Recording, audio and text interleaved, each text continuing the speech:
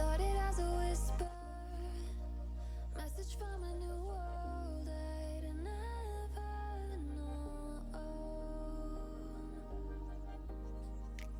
Something about it felt like it'd been waiting my whole life.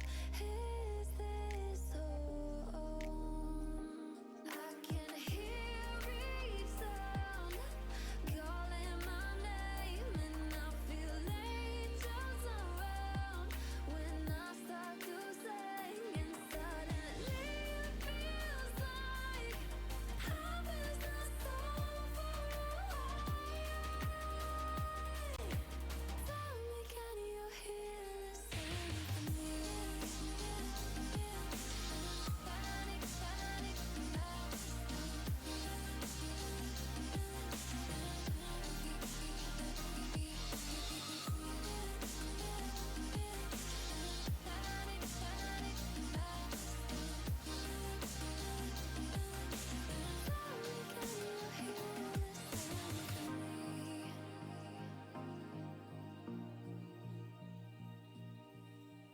I can't help but think that it's meant to be, that I'm finally right where I'm supposed to.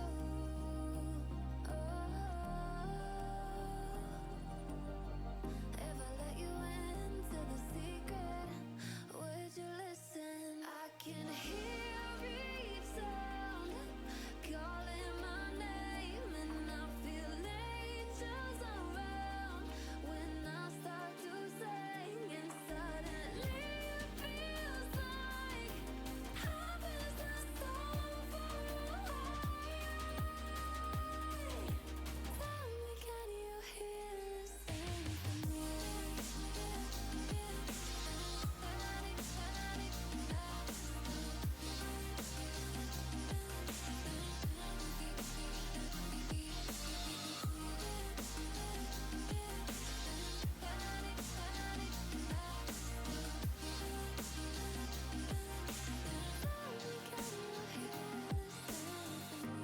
and before too long, I found where I belong.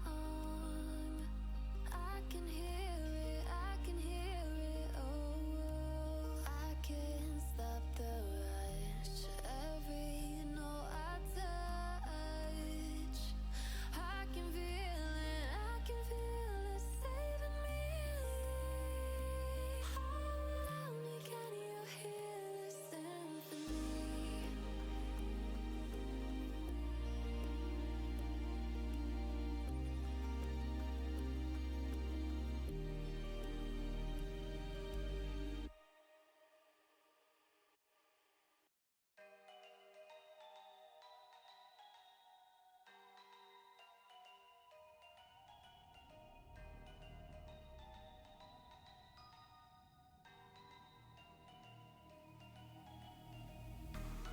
Wicked is the price.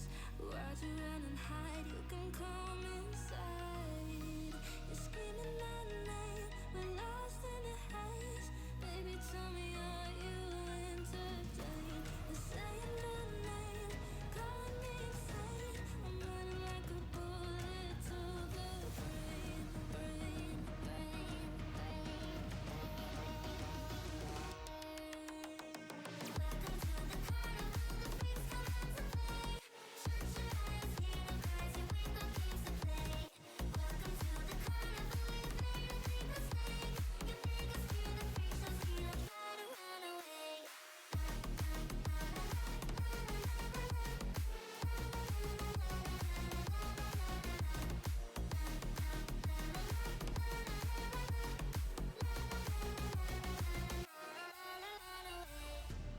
Why'd you pull the trigger? You won't find the light in the smoke and mirrors. You're screaming my name, we're lost in the haze. Baby, tell me, are you entertained? You're saying my name, calling me insane. I'm running like a bullet to the brain, brain, brain, brain, brain. Welcome to the carnival, the freaks come out to play. Shut your eyes, hear the birds, and we gon' games to play. Welcome to the carnival.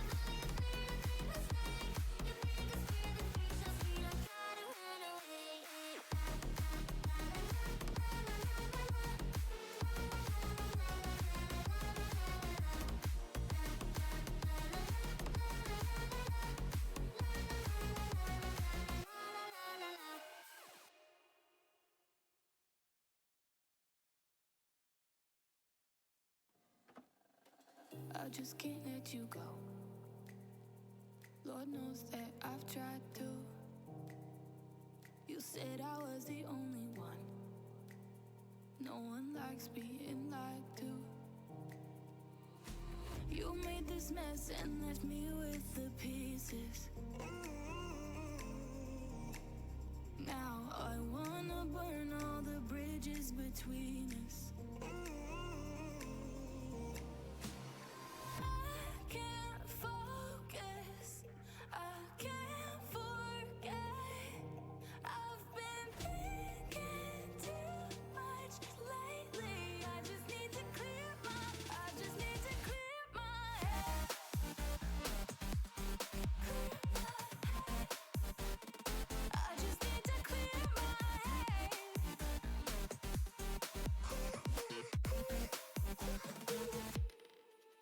I've been stuck on your memory, but it's not like I need it.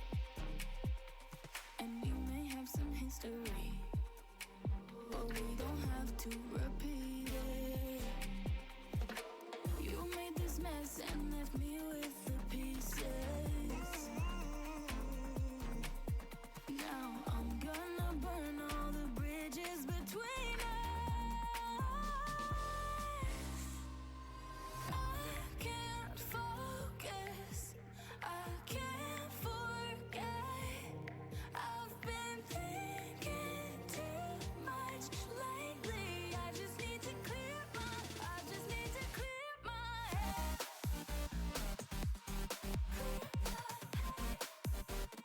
I just need to clear my head.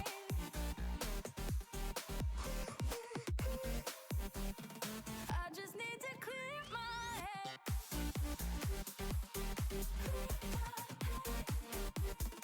I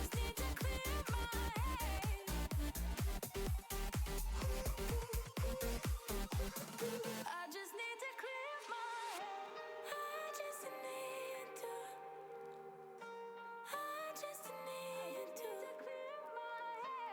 I just need to. I just need to clear my head. I just need to. I just need to clear my head. I just need to. I just need to clear my head. I can't focus, I can't forget. I've been thinking too much lately. I just need to clear my head. Oh, clear my head. I just need to clear my head.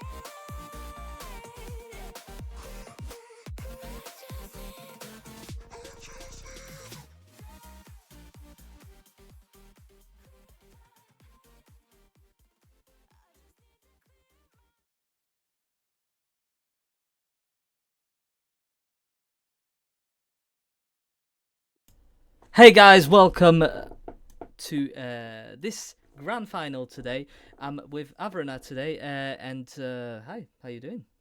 I'm fine, thanks. I'm really excited because we have a pretty long day ahead of us, but it's going to be one filled with quite a bit of good siege. We'll be doing a quick best of one show match, and then after that is the big event of the day, a best of 5, the Challenger Finals. I am really, really excited to see exactly how that's going to go down because we'll be playing against, and we'll be seeing two really dominant teams this season face off against each other for, potentially up to 5 maps. So Yeah, definitely. So yeah, we thought we'd start things off with a little show match just to get you guys ready and pumped for the grand final. Let's have a look at the map ban, shall we? What are we going to be playing on? So Border, Chalet, Skyscraper, and Bank have been banned. Quite classic, I'd say. What I was surprised is that between Cafe Oregon and Club, we decided to go with Cafe. What do you think about this? I mean, Tetsu will have the home advantage on that one, kind of, but we'll see, we'll see. Obviously, the two teams in this show match will be Tetsu and Mask. I mean, those teams have some interesting history about them, so what do you think about how do you think they're going to perform on this map? It's a bit weird because I've seen on Mask there's been a pickup that they're trying to get into the team, so maybe their flow won't be as good. Whereas Tetsu have been playing together for quite a while and they play really well. They've played in ELC in different divisions, one of the top 2 challenger actually. So obviously a defense start is gonna help. I'm probably gonna see a 4-2 split. But what's gonna happen after that is is the question. Yeah, it's going to be really interesting because, we talk about defender meta. We just had a whole new season drop on us, like, I think last week. And this will be one of the first real competitive games I'll be seeing in this brand new season. So I'm definitely excited to see what kind of changes to the playstyle of this teams the new season will bring. So hopefully we'll be seeing teams execute on some new ways to play Siege with some of the changes that were introduced. Yeah, obviously.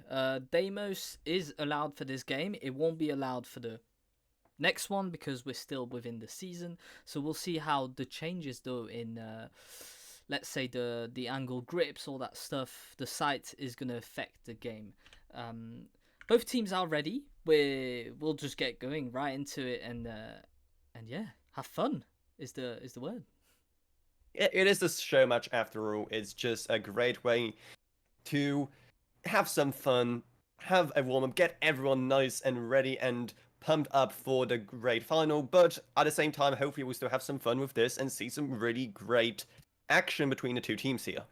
Yeah, let's go. We'll just put the map overview and we'll see you in a second.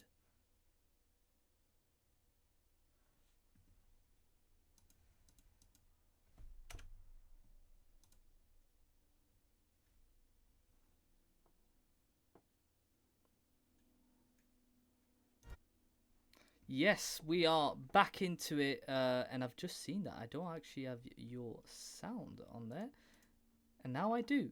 All good. I'll share my screen and we'll be ready to go.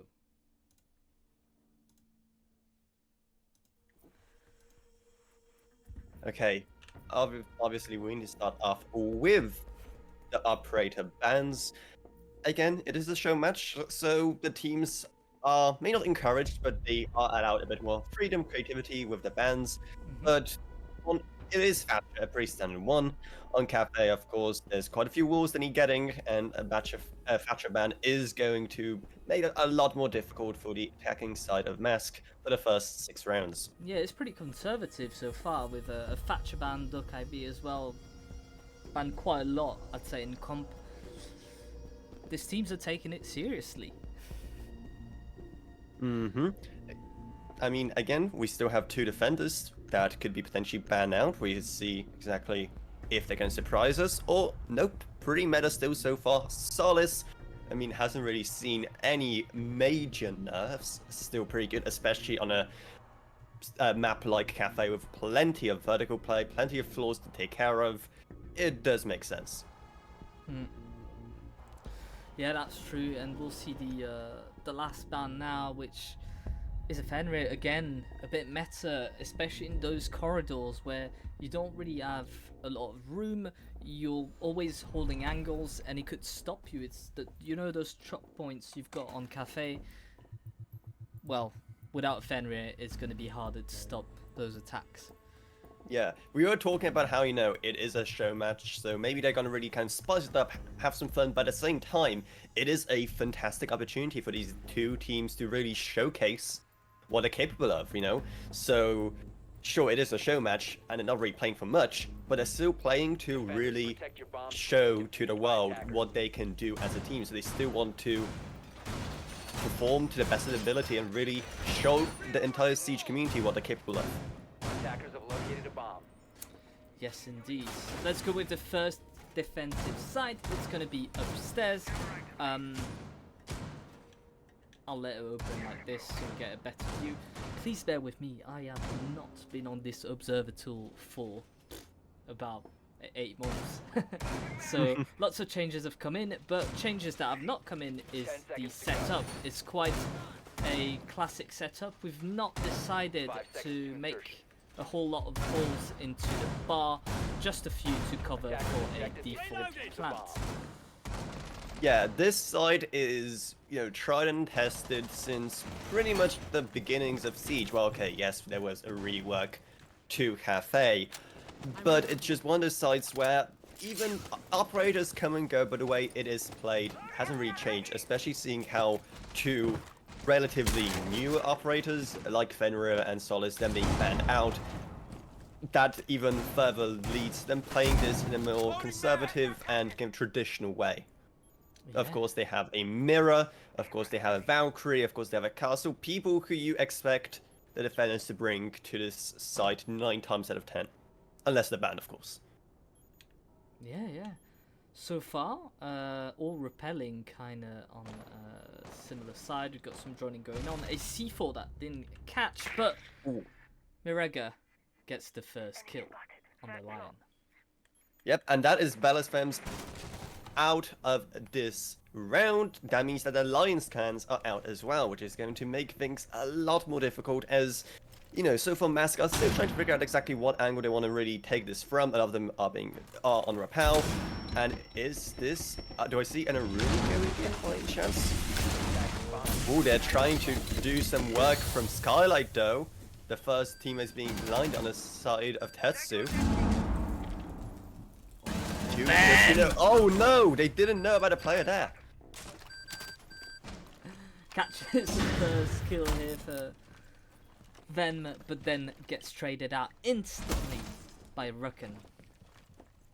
Yep, and I mean, only what, 2 minutes have passed, and there's only 2 people left in attack. The attack has crumbled before it even really properly began. They didn't really do the full due diligence they needed, and now it's biting them in the back. Oh no, it's just 1 player left on the side of Mask. He just manages to get 1 though. 3 more left to go. Yeah, but we're holding tight angles, and there's not much he's going to be able to do. Gets killed by Mowgli, and it's a first round for Tetsu in defense. Honestly, very, very easy on the side of Tetsu to really hold that entire top floor. Mask tried to attack from various different angles, but none of them really culminated in anything greater than just more bodies being lost. Yeah, that's pretty much it. And I mean, it is a first round. Maybe they're just warming up, trying to get ready. But yeah, interesting start to this show match. We'll be going to the very opposite end of the map for our second round here, as we'll be on the bottom floor in Kitchen. The operator lineup on the side of Tetsu, I mean, we do see people like Castle brought up again, but others, people like Legion, like Wamai, like Goyo, I mean, they're clearly determined to make getting onto site as painful as possible for the side of Mask with these kind of operator picks, right? If you're not being poisoned by the goose, you're being set on fire, and between people like Warden as well and Wamai, I mean, they can throw literally anything on the side, and it isn't going to really do much to destroy or displace the defense of Tetsu. Attackers are heading out to defuse a bomb. No spawn peaks is something that Nope. we're seeing. Ooh, am I lying there? Nico, just thought about it. Thought about it for a second, but then decided not to. Now it's clear what exactly Mask are planning. I mean, they have plenty of sub-reach. They'll be trying to get some vertical play going, most likely.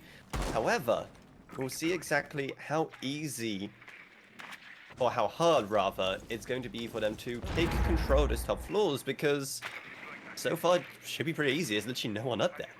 They gave up. Tetsu already gave up control of top floors. So, unless they do some wild flanks at the end, the control should be all theirs and ready just to be rammed and bucked up. Yeah, it should be fairly quick, but we've got Nico who's in red, probably gonna come back up. We're not really taking advantage of that space being given by Tetsu. I mean, they are still droning very heavily right now, trying to confirm that yes, there are in fact no roamers. The only person that I could potentially strike is either Vico Aven, who I believe is playing near Christmas, who could go up those stairs, and that is exactly what he did, getting the very first player. I mean, that's the thing. You can do all the due diligence in the world for the top floors. They confirm it's clear, but then one person just went up the stairs and got the kill. And especially with Nomad and Jackal on the board, I mean, those kind of things shouldn't happen. Yeah, we still Marega standing here in Baker, close back up to red. Yeah, it's quite disappointing because a lot of destruction going on here. The Ram making absolute carnage. Exactly, the floor is starting to disappear, but not much being done yet in terms of utilizing that advantage that Tetsu gave up. Now there is one player trying to make it down the stairs. Oh no! It's back to 4v4 as Unlucky manages to get into the building. Now there are some angles held in his direction. Let's see if he'll be able to figure out how to... Oof! That's an unfortunate fight. Unlucky gets another, but he himself gets traded out as Nico is now in control of the entire front section of Cafe, trying to find one more person trying to make it into Freezer. Oof, there goes the Nomad, a bit too late. And he's actually a 2v2 now. A lot more of a scrappier defense so far. Let's see how this goes to 2v1 as... Ooh. No way, it's down to just 1v1 now. Saf's still pretty... Oh! As I say, he was pretty safe on site. I mean, there's still go-go fires and everything going off everywhere, but no. All it took was just one single player of Mask just go on in, completely uninvited, and just spoil the mood for Tetsu right there as we go now on to 1-1. Much better attack from Mask, but also a much worse defense from Tetsu. Yeah, I feel like we had the aggression right at the start of the round, and then we just kept going for aggression when, well, they didn't have much room. They should have just waited for them to come into their lines of sight. When it comes to the 1v1, it's pretty hard to know what you should do when you're in a 1v1, especially in that part of the map. Do you play for time, or do you try and go for the kill? Against the issue was that, you know, it looked like they did get the freezer hatch. They did plenty of vertical destruction, so there weren't too many places left in kitchen that was safe for the last remaining Tetsu player Savs to hang out in. So he decided, you know, why not? I'm going to try and take the fight, be a bit more aggressive. He could have just ran to a corner somewhere inside and try and hit, but again, they wouldn't know where the final swing would come from. Round 3, as we see potentially a spawn peak from Ven, but there doesn't seem to be anyone his way. He's just gonna stick there. There is someone coming on his left, but it's Mirega that's gonna get the first kill.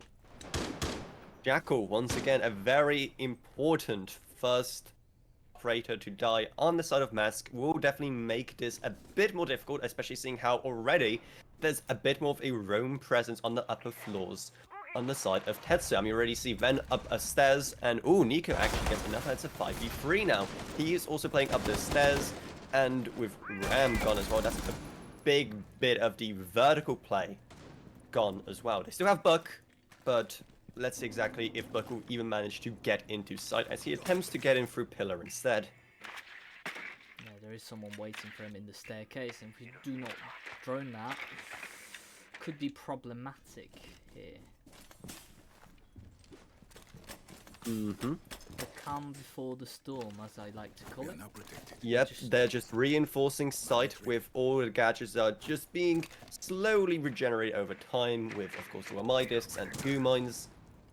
All while, people like Unlucky are still just trying to get into the building, trying to see where's the best place, where's the path of least resistance to even get on the side, ensuring that this time there is no players upstairs again. I mean, once again, Tetsu gave up most of the vertical control at this point. There's still some attempts at potentially being able to flank up, but they're more interested in just making sure no one comes in through the bottom floor. He's gonna have a tough time with Nico and Ven causing some problems. And we've also got in Bakery, I don't think he's seen it. He's now aware, Mirago is now aware that someone's trying to enter through small bakery. Not in the best position, but still in full health. Two you Goo not mines see still the in gun? pocket. Well, you'd think you could see the gun from the Lion in the red staircase, but quite clearly not. Mirago will grab the kill, however, the trade from Mads. And now it's all up to Mads to make it count. 3v1, definitely difficult, but ooh, never mind, I'll say still possible, especially on full health, but no Savs shut down any hopes he had of a clean headshot from the UMP-45. That was a much better defense on that site. I think one of the big things that prevented Mask from getting at all comfortable was just the fact that they lost players early on. They were unable to fully verify where the Tetsu players were, because again, it's a kind of really false sense of confidence that it can instill in you when you pretty sure you expect some rumors, but there's just like no one there. So you're thinking to yourself, okay, well, what are they up to? What on earth is the defense up to? What are they just giving us the top floors? Sure, sometimes it's just a misunderstanding. Sometimes it's just them forgetting to literally have anyone on roam, forgetting to put any kind of pressure upstairs. But you can also play some 4D chess with it, and we kind of saw Tetsu do that in from time to time in those 2 rounds, just popping up the stairs and really punishing Mask from droning out the top 2 floors, but not the bottom floor where all the players were hiding out, ready to just pop out when necessary. Especially with people like Nomad on the board, that should be absolutely impossible. But if you just don't communicate properly, if you don't fully understand what the defense will be getting at there, I mean, you will get punished. And Mask is being punished by being on 2-1 right now for the side of Tetsu. Now, of course, a quick technical break right now before we get into round 4. What are your thoughts on these 3 rounds we played so far then? I think Tetsu's been dominating them, honestly. I know they've lost 1 round so far, but I think they're just more aggressive. They win their 1v1s more easily. And yeah, I think that even with a Nomad and a Jackal, we're not able to kind of localize those roamers and just get rid of them. And I think that's the biggest issue we're having so far. Mask have been playing well, but they've not been playing enough together. We've seen some droning, but we've seen a lot of everyone droning at the same time. What you want to see is someone droning and your Ash, your Buck, whoever's your entry, push at the same time, so you can get those frags with the info, because that intel is only as good as it is when you see it. Give it 3-4 seconds and it's no longer valuable, you know? Exactly. The thing about intel in Siege is that it has a very short lifespan, and just in a few seconds later, the player could be in a completely different spot, doing something else, holding a different angle, having a different strategy in mind for what the next move is going to be. So Mask definitely need to work with that to make sure that they can win these next few rounds. That first round they won was interesting because at the same time there was just so many mistakes being done inside of Tetsu. Mask shown a lot of resilience that round, being able to, even when being at a man advantage, really adapt and being able to win some pretty insane gunfights there. So hopefully we'll be seeing more of that as we head into round 4. We'll be heading back upstairs to Cocktail because the order sites have been unlocked once again. So we'll see exactly what Tetsu will do here. Are they going to stick to a pretty similar defense, or are they going to mix it up for the second attempt? Attackers have discovered the Yeah, location so of the far bomb. it's pretty similar. We still got the mirror.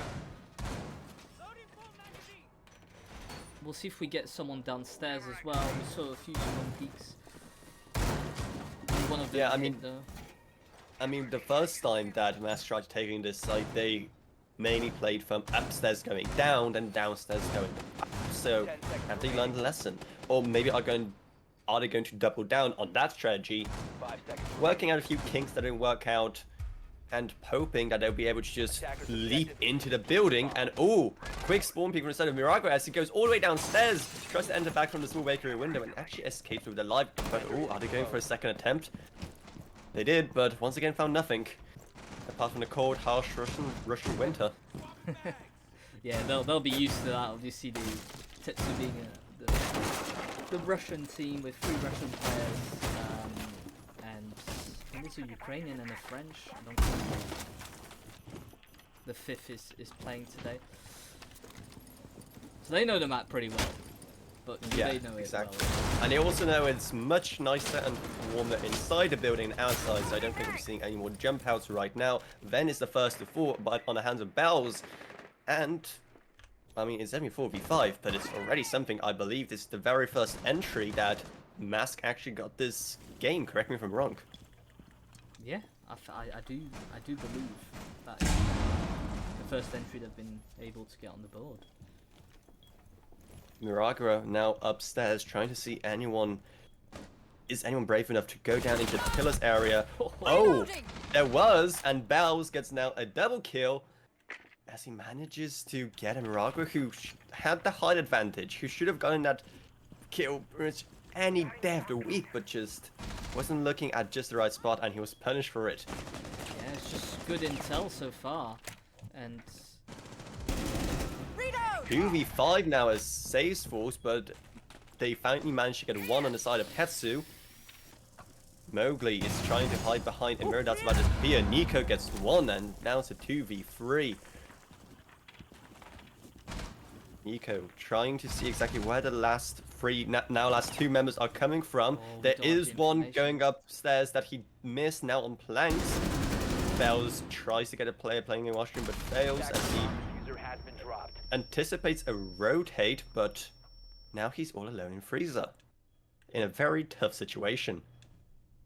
yeah, and Mowgli's just been dropping kills left and right. And he's gonna get the last. No, it's Nico to get the kill, but it was close. Yep.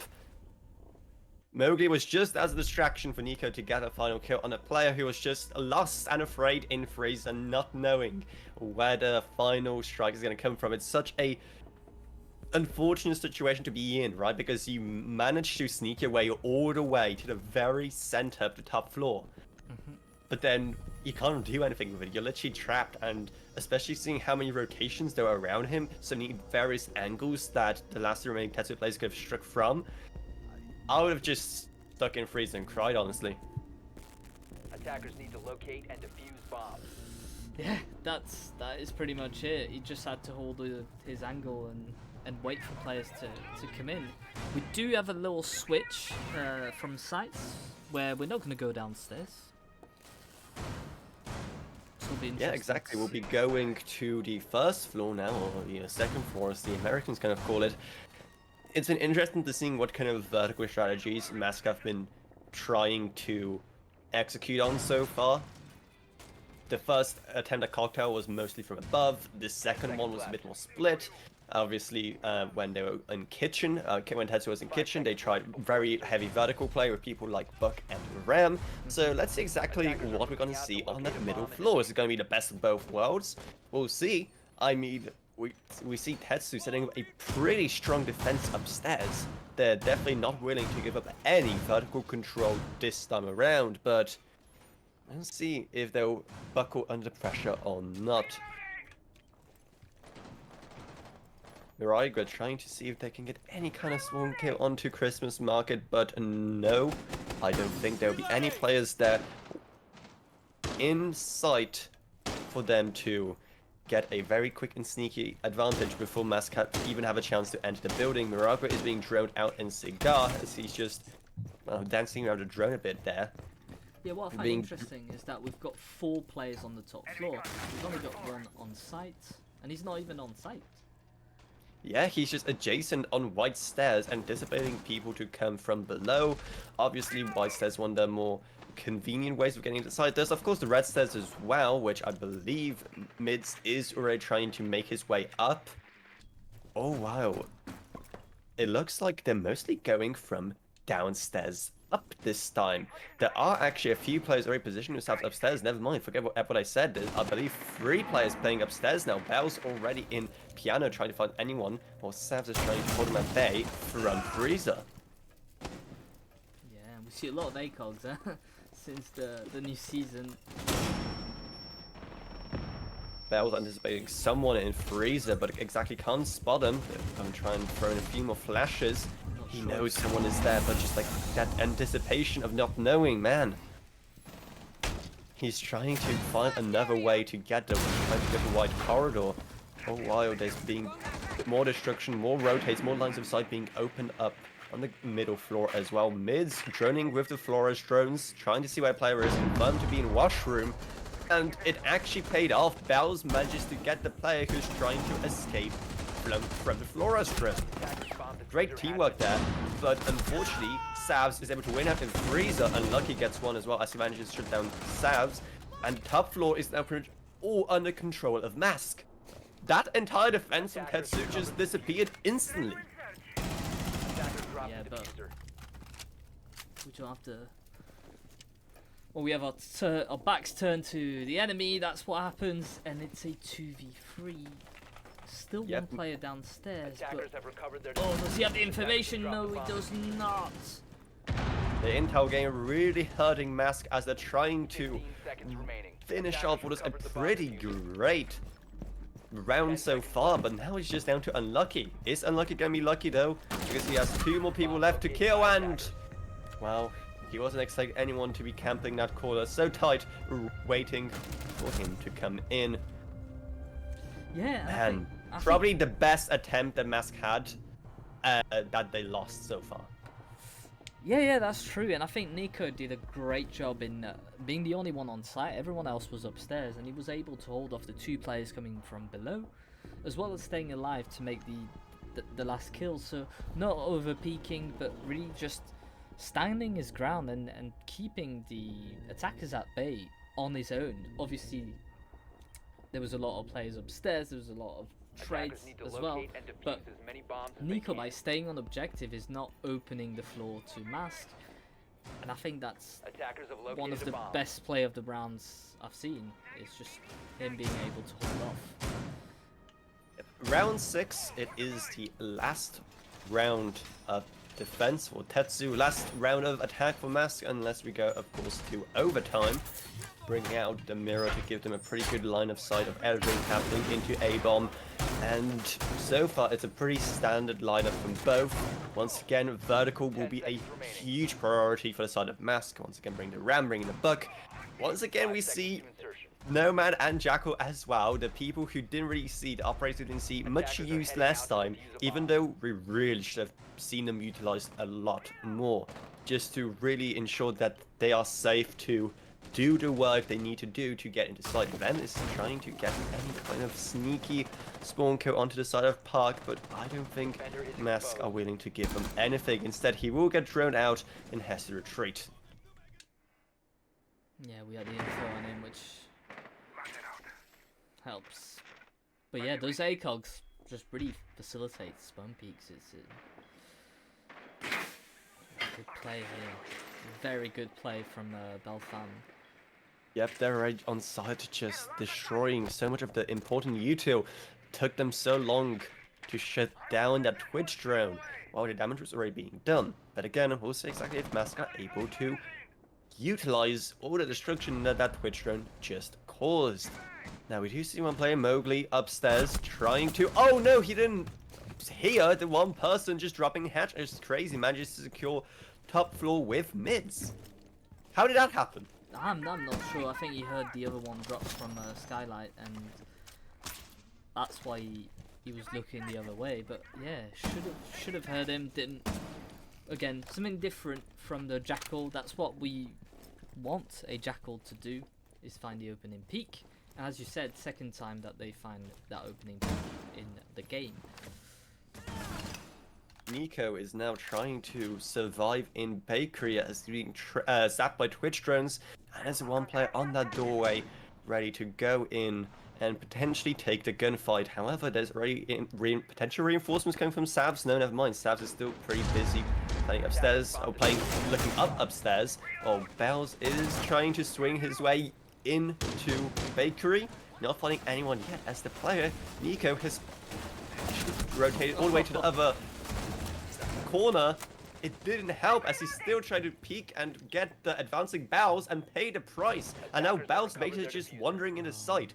Now Savs is still trying to hold a very long angle here, trying to see what can be done as A side is almost under the control of Mask. There's still Vert destruction being done. Savs is actually being droned out. I don't think we have any info on that player. He is kind of still safely in the corner. Bells knows that there's someone there, gets a few bullets in, but not much. Ooh. As actually manages to get one. Diffuser's down, gets picked up again by Bells. They have 15 seconds left to try and get the plant down here. They do have a man advantage, but so what if they're struggling to get into the kitchen cooking area? They sneak in, unlucky manages to get them. 2v4. The diffuser is about to go down. They fail to get the planter. Mowgli still trying to get anyone in corridor, gets shut down by Savs. Down to 1v3 as Savs tries to rescue all of the site, all of his own team, Tetsu, all by his lonesome, but fails as he gets taken down by Unlucky playing in Small Bakery.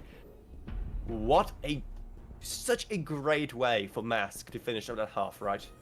Yeah, I mean, it's that opportunity that they've taken of just getting that plant down and putting the pressure, getting the right angles, the lines of sight. And we see someone as well that was coming from Freezer is having that kind of three-dimension attack where we're not all coming from the same place.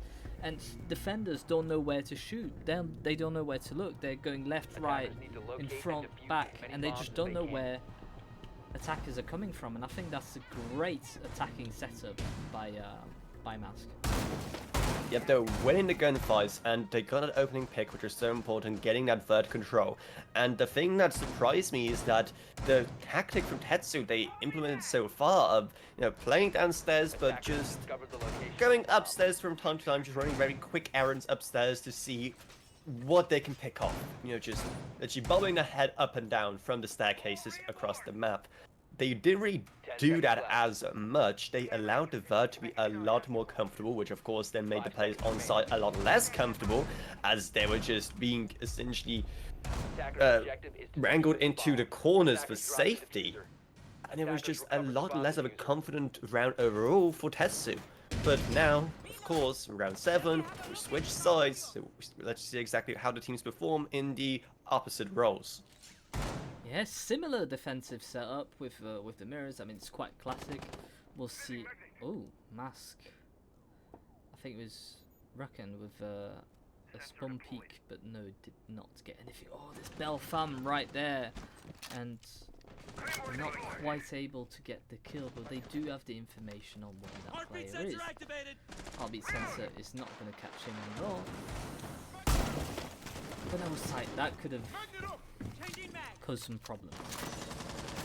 Yep, that was very close for both. It's very hard to even guess which side that gunfight would have gone if it turned into a gunfight. But right now, Tetsu taking it slow, trying to see where exactly they can go in. We do see Deimos on the board, first time this game. Bells with the pulse scanner, trying to see exactly where the members of Tetsu will be dropping from upstairs, because of course between hatches, between Skylight, there's quite a few different opportunities for them to drop down and really surprise the defenders. Nico does get the opening kill onto Crazy, as Ven manages to get another, and all of a sudden it's a 4v3. Plant is going down, but gets denied, shut down by Nico. And now Nico gets a triple now, as he just solidifies himself on site, using the mirror against the defenders. And everything happened pretty much within a minute there. I don't think we even saw proper use of the Deimos gadget this time around, because he was just so confident in the gunfights that Mask were pretty much just giving him. Yeah, he just activated it, and then the Valkyrie just walked in front of him. Yeah. And at this point, you're just like, I'll take that. You're not going to go chase for a pulse when you've got a Valkyrie right in front of you with the back turn. And there was a C4 as well. Valkyrie was ready to C4. Huge impact if it was the other way around. If the Valkyrie got the kill.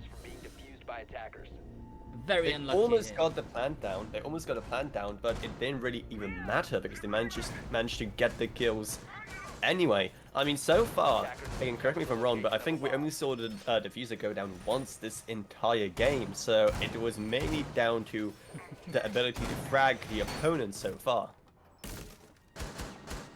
Yeah, Mass decided to take the top side again. Obviously, it's one of the strongest with Kitchen, which is why they're being played most. 10 seconds remaining. What do you think they need to improve on this round in order to 5 seconds win to it? go. Well, they can't really give Tetsu 3 kills like they did last time. They didn't really anticipate where they'd be coming from. They had intel, like from Pulse, for example, but it didn't really result in anything, so they didn't even bother bringing him. The mirror is once again being played pretty much the same. It kind of worked against them near the end there, we kind of saw, but that's when the entire defense pretty much just collapsed. They just cannot give Tetsu any opportunities to make themselves comfortable in and around the top floor. Make sure that the staircases are covered as much as possible, but with just 4 players, that's gonna be a lot more difficult. Yeah, Deimos just activated. Oh, and Mowgli's just dropping kills left and right. Exactly, On the most upside players down aren't the even belt. in the building yet. It's just such a strong Exactly, and yeah. And if they just keep on trying to peek it, giving him the free kills, I mean, he's gonna take it.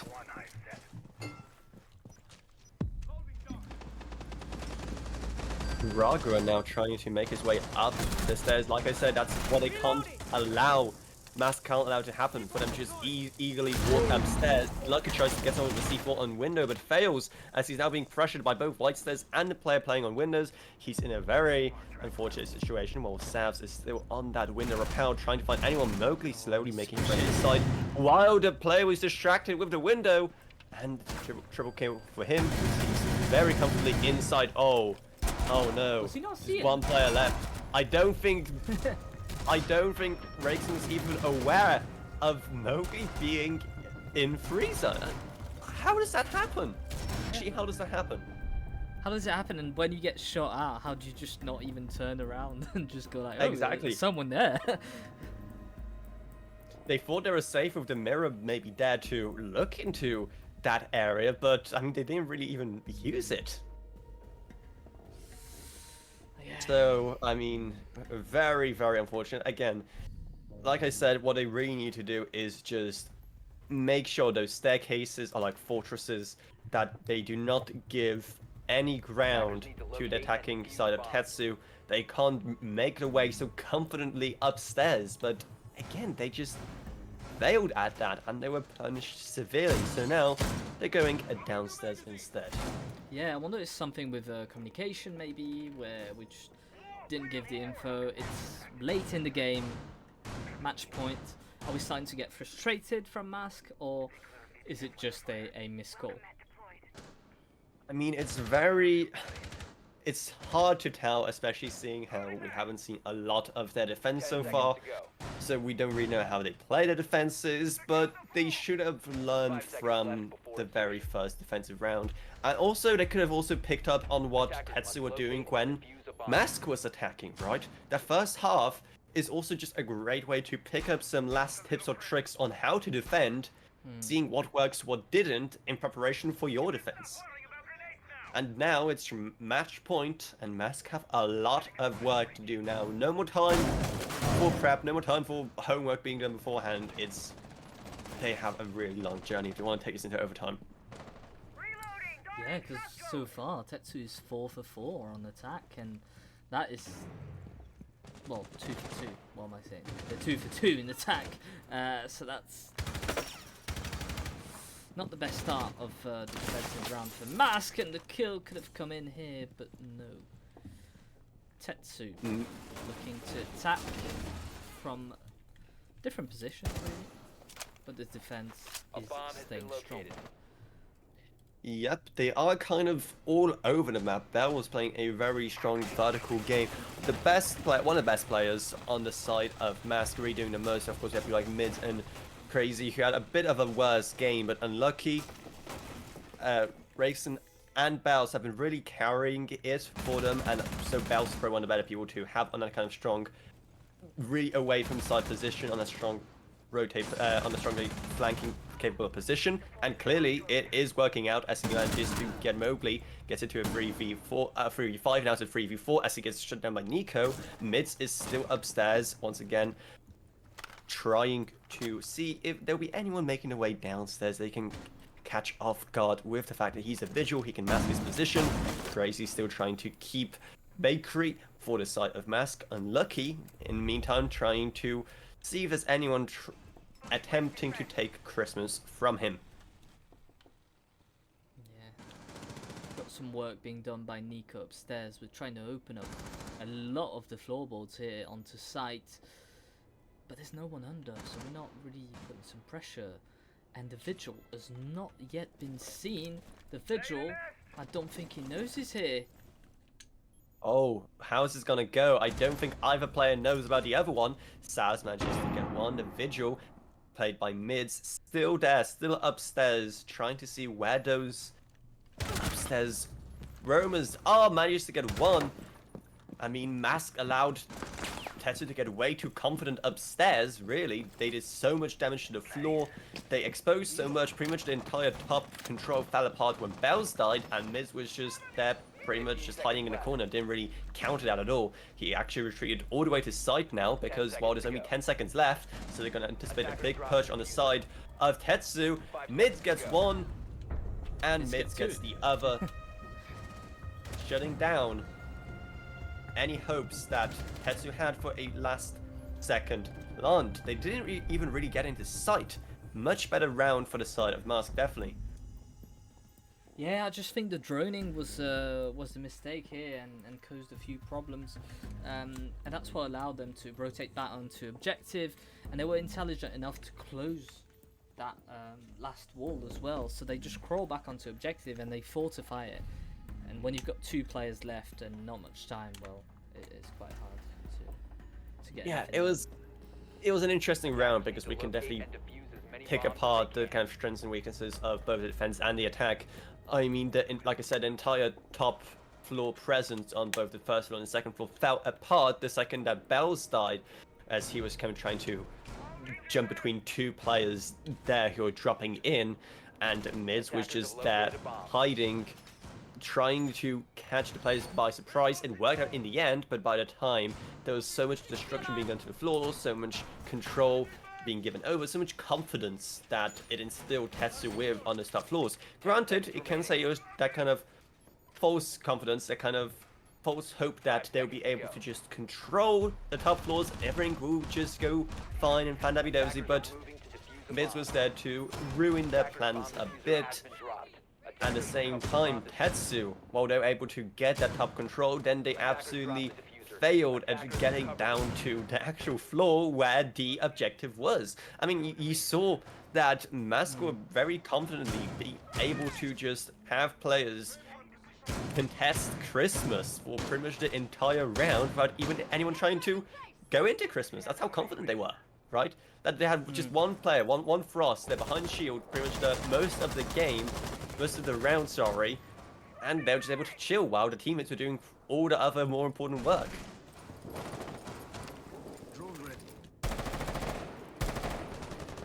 Here we go again with another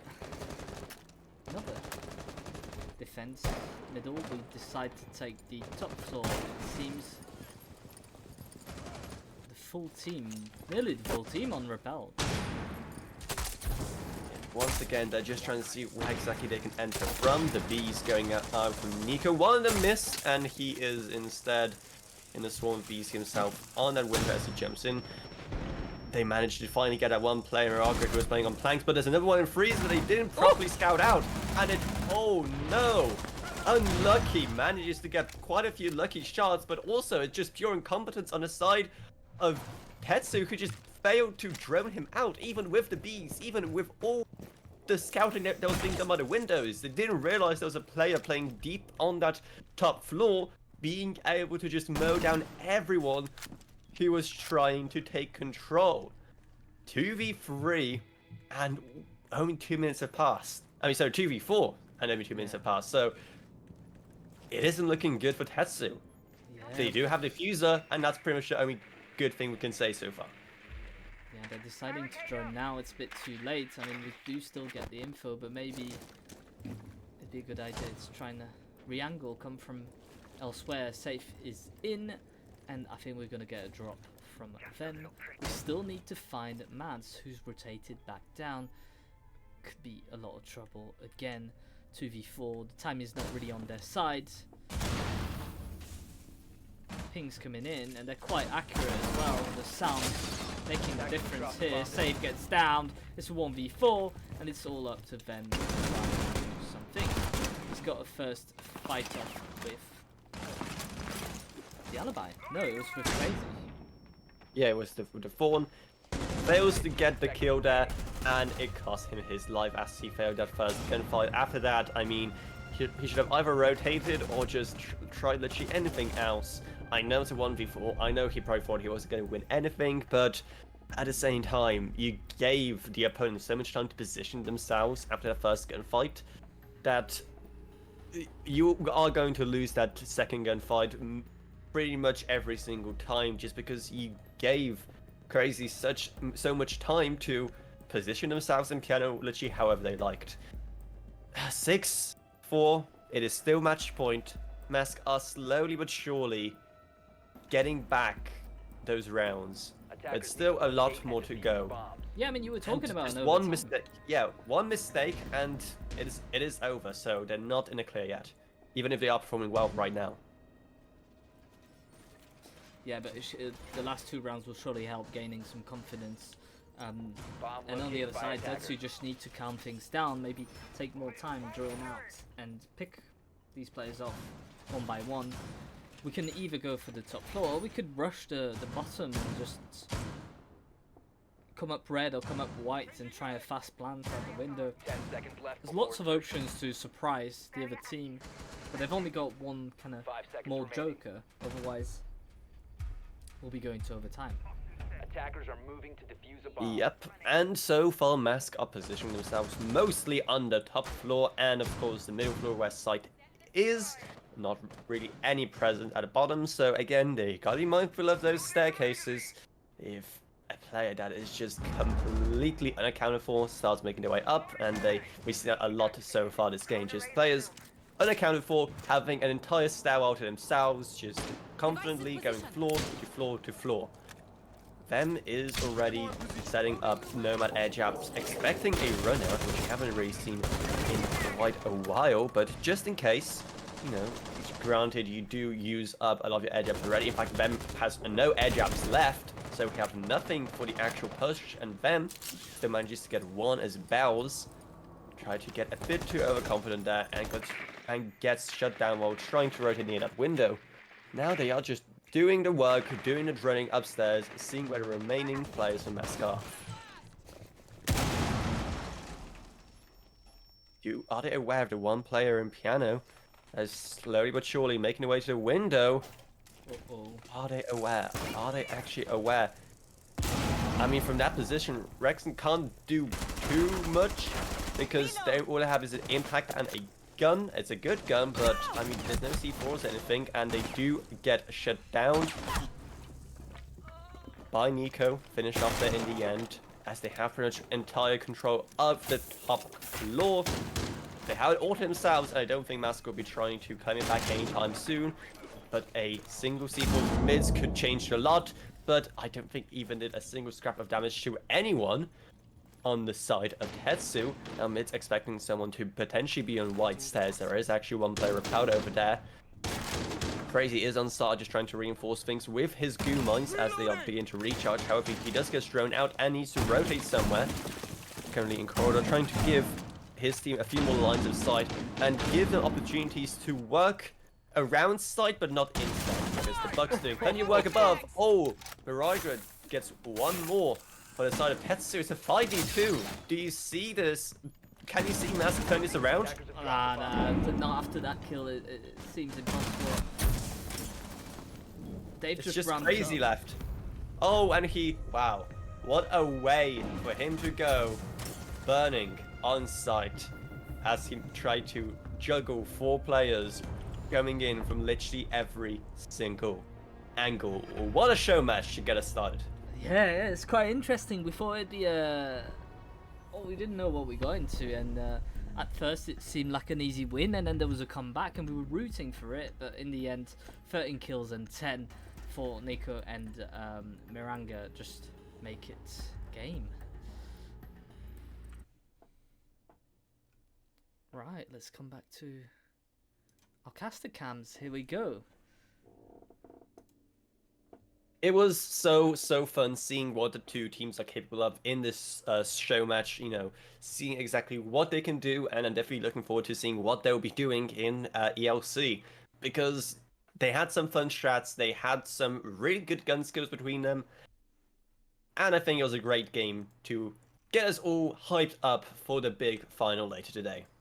Yeah, very interesting game. I hope we'll see these teams in the ELC next season. I know that we've seen a few players from Tetsu a couple of seasons back, and Mask is looking to kind of improve their gameplay. I think they're nearly there. All they need is probably a better attacking site. If they were able to get a 3-3, then maybe they could have hoped for better, but yeah, good game to start things off. And obviously we've got a big grand final coming in just under an hour, just under 40 minutes actually, so it's going to be fairly quick as well.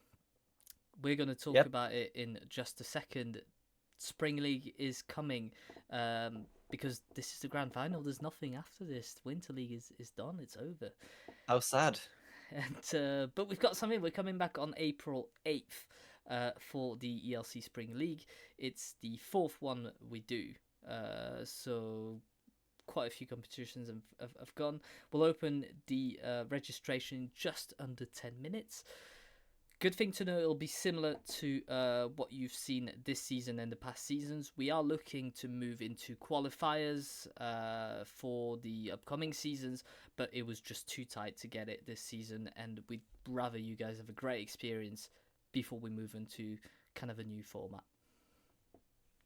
I'm definitely excited to casting and hosting and whatnot some more games from Spring League, because so far what I've been seeing from the Winter League, I mean, it's definitely a great show. It's definitely great fun to see exactly what these up and coming teams are capable of. So definitely excited for that. Yeah, sounds great. So obviously we've got the other game coming soon. We'll put all the assets on there. What we'll do is that we'll have a quick break and we'll come back in around 20 minutes just to talk more about the grand final, talk more about the teams, and yeah, hopefully have a great game. Exactly. We're here talking about the Spring League when the Winter League isn't yet over. We still have the grand final play to play in, like you said, very soon, so see you all there. Yeah, and if you really don't know what to do in those 20 minutes and you're lost, you don't know, well, just head on to the ELC Twitch channel. There's another grand final that is just starting in 5 minutes. So that's something you could start seeing before coming back to us, because we'll need you for the rest of the stream. Yeah, we need you. We need you to be here and cheer onto those teams, so. Right, I'll put you on a match winner and then a short wait, and we'll be right back. See you later. See you guys.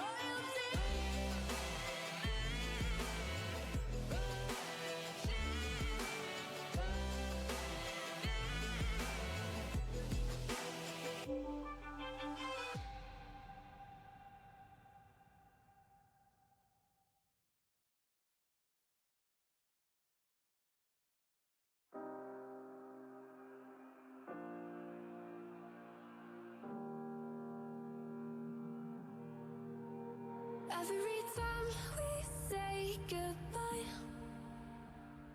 they all see that it's a lie. 'Cause we always give it one last try. Yeah, you've watched me break 1,000 times. Now I'm all alone, 'cause you never show. You say you will, but then you don't. That's how it goes. Don't wanna know. I'm turning off my mind so I get by. I just wanna be happy, happy tonight.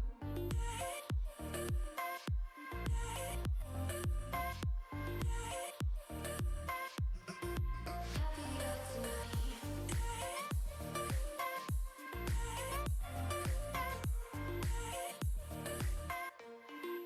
Happier tonight. Can't be waiting for you in the morning. I'ma leave without giving a warning. I'ma leave without giving a. But every time we say goodbye, we all know that it's a lie. Now I'm all alone, 'cause you never show. You say you will, but then you don't. That's how it goes. Don't wanna know. I'm turning off my mind so I get by. I just wanna be happy, happy tonight.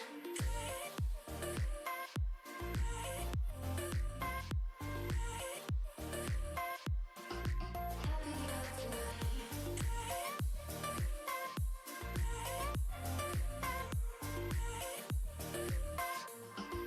Happier tonight. Can't be waiting for you in the morning. I'ma leave without giving a warning. I'ma leave without giving a. But every time we say goodbye, we all know that it's a lie. I just wanna be happy.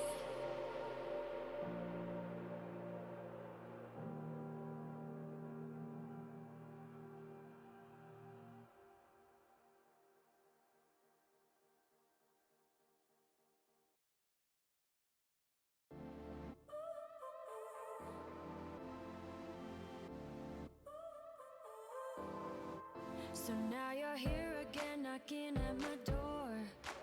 A little too late for, I'm sorry for. The lights went out 'cause you kept cutting the cord, and I started to fade into your gray. See, I finally opened up my eyes, and I saw me coming back to life. That I'd be better without you inside. It's time to be someone I wanna recognize. The future starts right now.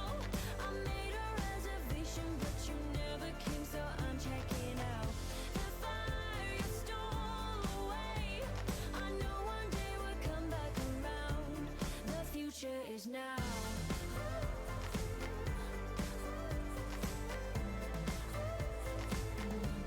The future is now.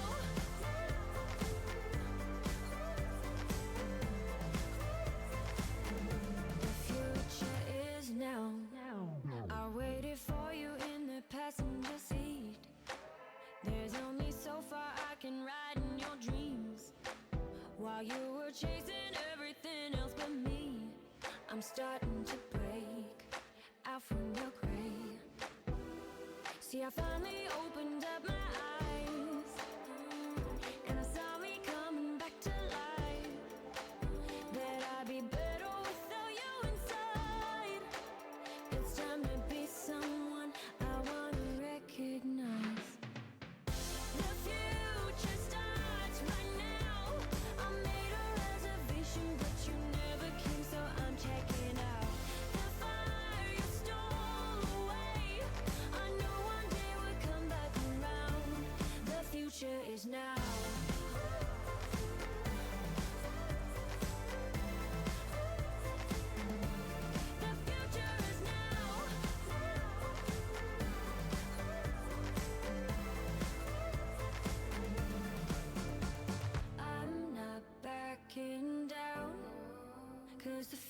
future. The future is now, not backing down. 'Cause the future is now.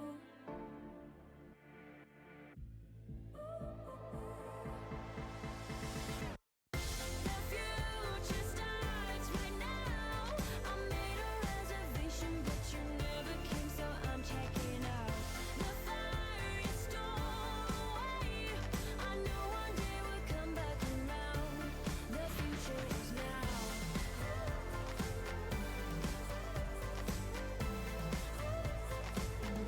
The future is now.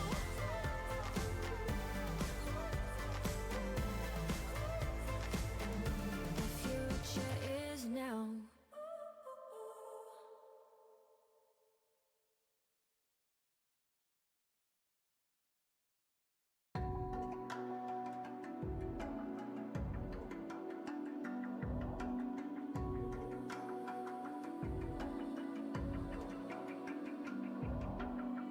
Here and now, you're coming up to me, fire lighting up the sky. Feel the ground shaking underneath, trying to take me alive. Get ready for the fallout. Can't stop me now. I got no rival. I'ma fight my way through the blood and pain game of survival. Any time or place, watch 'em run away. I got none. I'll be standing on my own, never gonna take my throne. I got no rival. Watch 'em run away. I got no, I got no rival. No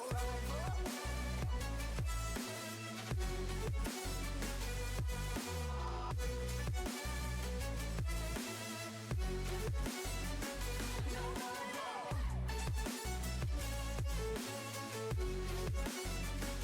No rival.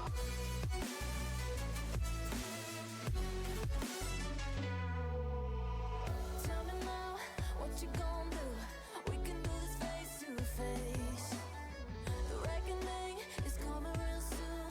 Doesn't matter what you say. Try to tell you this is not a moment. Can't take mine 'cause I own it. Don't you know that I'm locked and unloaded? You're out of focus.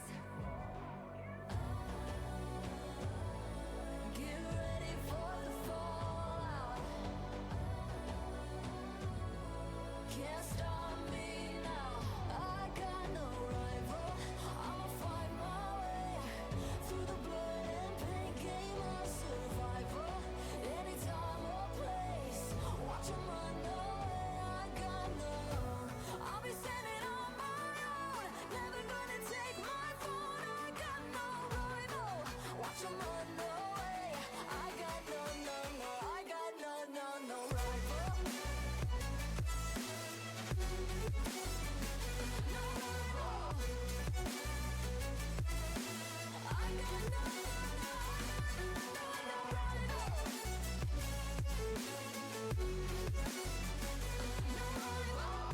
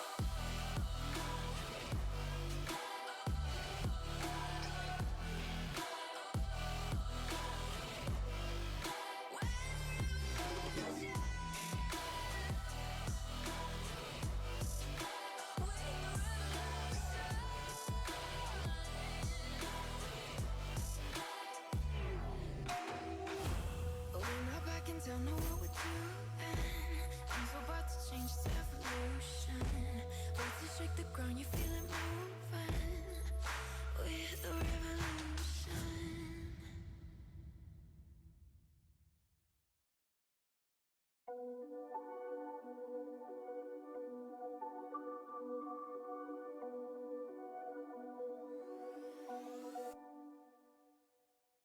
Whispered promises straight to my heart. I'd never noticed, but you were never there, you were never there. Hey, you gave me roses, set me apart. All I felt was bliss, but you were never there, you were never. I want us to be what we used to be this night. Baby, just another fight, but you don't wanna see me cry. There is no way that it's never going there. I think it better and I swear I'll follow you no matter where. Think it better and I swear follow you no matter where. Think it better and I swear follow you no matter where.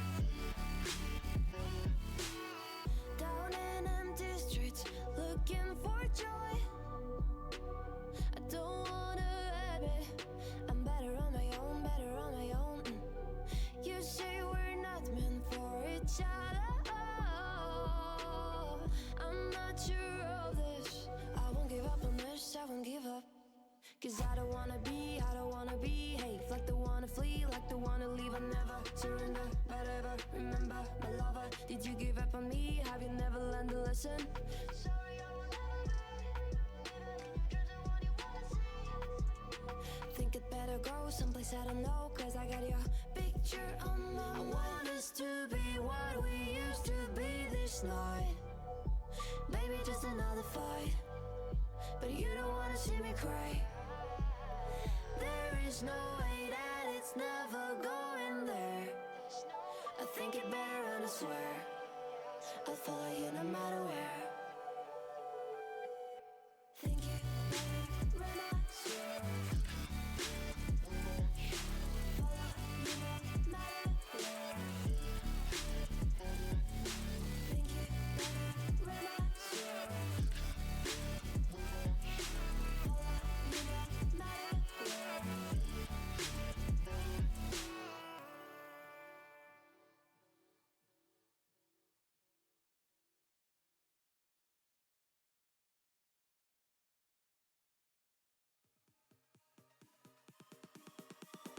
Oh, you came and tucked your way into my heart. Oh, you look at me in ways I never loved. With you I know that this is all, so I don't need to take it slow. If you want me, then I believe that there's a simple remedy. We don't need no miracle. I think we've seen it all. Just make the call. I'll come running over. We don't need no miracle. It's unconditional. Just make the call, and I'll be yours.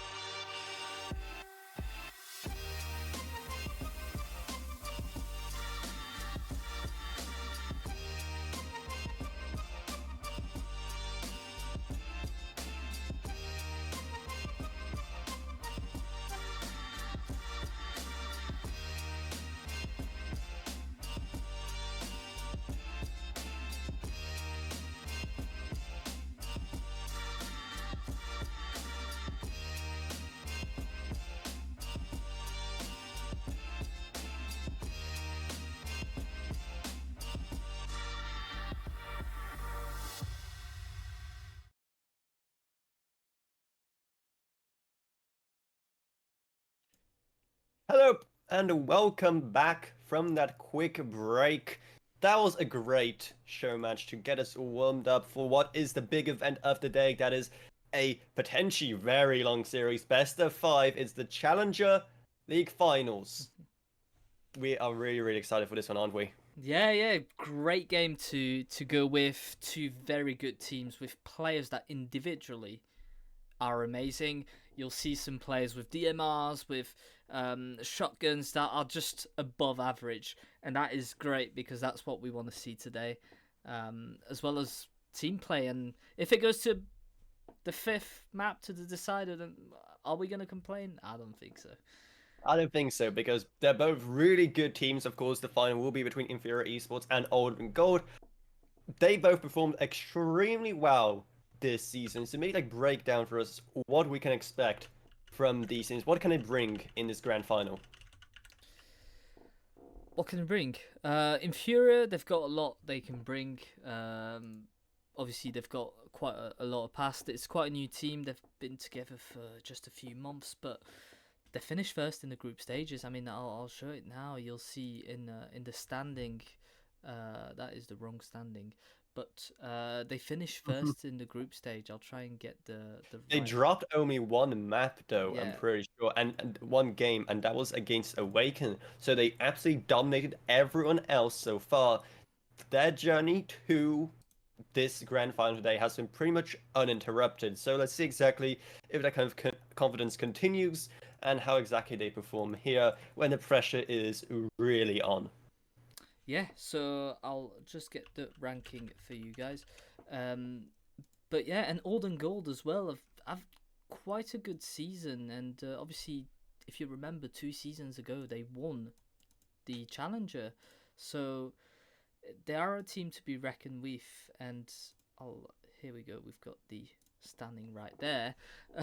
Infuria first, obviously with 24 points. Old and Gold only sixth with 15 points. But if you look at kind of the ranking, by winning a game, they could have been third. So it was very tight competition, and I think there's a lot they can bring, especially when they've been together for a while. They have dropped 2 players, Emil and Ruthless, their manager, but still a team to be reckoned with, and I think we're going to have a great game tonight. Yep. Should we maybe go over what maps we can now expect from this best of 5? Yeah, sure. Let's have a look at the maps. I'll let you talk about them whilst I set up. Absolutely. So the very first one picked by InFuria is Consulate, and it is the brand new. Well, I shouldn't say brand new. It's been in there for quite a few seasons now, but I don't know. It feels like only yesterday it was added in. It's a map that so much creativity can still happen at, right? It isn't something like Oregon, which has been played and optimized by every single team for ages now. Consulate is one of those maps that can really surprise you with the kind of creative thinking teams can get up to. The next map we're going to is a Chalet. Another map that maybe hasn't gotten fully stale yet. It's been in the competitive map pool for a very long time. It's one that teams are very confident in, got pretty much figured out. And once again, it will be an attacking start. The same can also be said for the next 2 maps, because next we'll be going to Clubhouse. Again, a map as old as time, seen a few changes, but it's also probably one of the more fun maps that always surprises you with what exactly the teams do there. Finally, there's a border from the kind of obligatory maps. It has, I mean, it has some strong opinions. People have very strong opinions about this map, especially seeing how once again it's going to be attacker start first. We can make some predictions about which way it's going to go, but I mean, it really also depends if we go to it or not. And then for the decider, we're going to Cafe, which we just played in the show match. It was a really fantastic match. If you haven't seen it, then definitely would recommend the VOD after that. But don't go anywhere yet. You have this to watch first. Watch the VOD later. Now we have a much more important game going on, as we are getting ready to have a potentially up to a best of 5. It's a long day of Siege ahead of us, and it is going to be some of the best Siege you've seen in a while.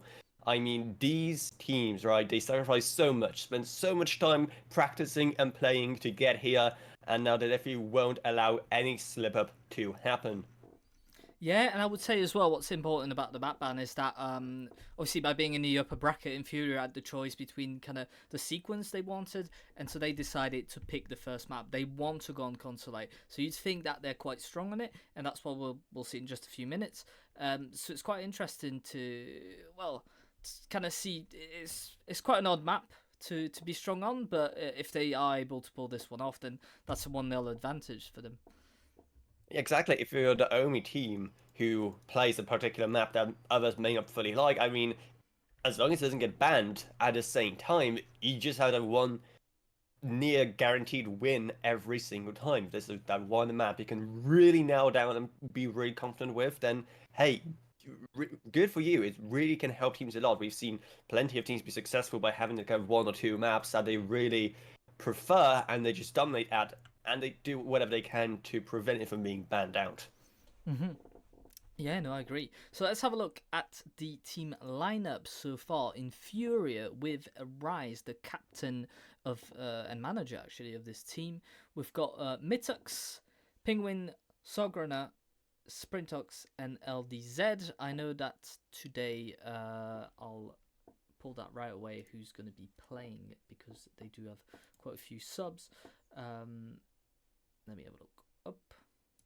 So we're going to have Sograna, Mitox, Nitrox, Rise as the 4, and Sky's the last one playing today. So that's your starting 5. For Orden Gold, a little bit different. We've lost Ruthless. We've got Kevin as the captain, Desho, Smollen, and Stizzy, as well as Adapts. MLG has also left the team since the lower bracket grand final, the lower bracket final.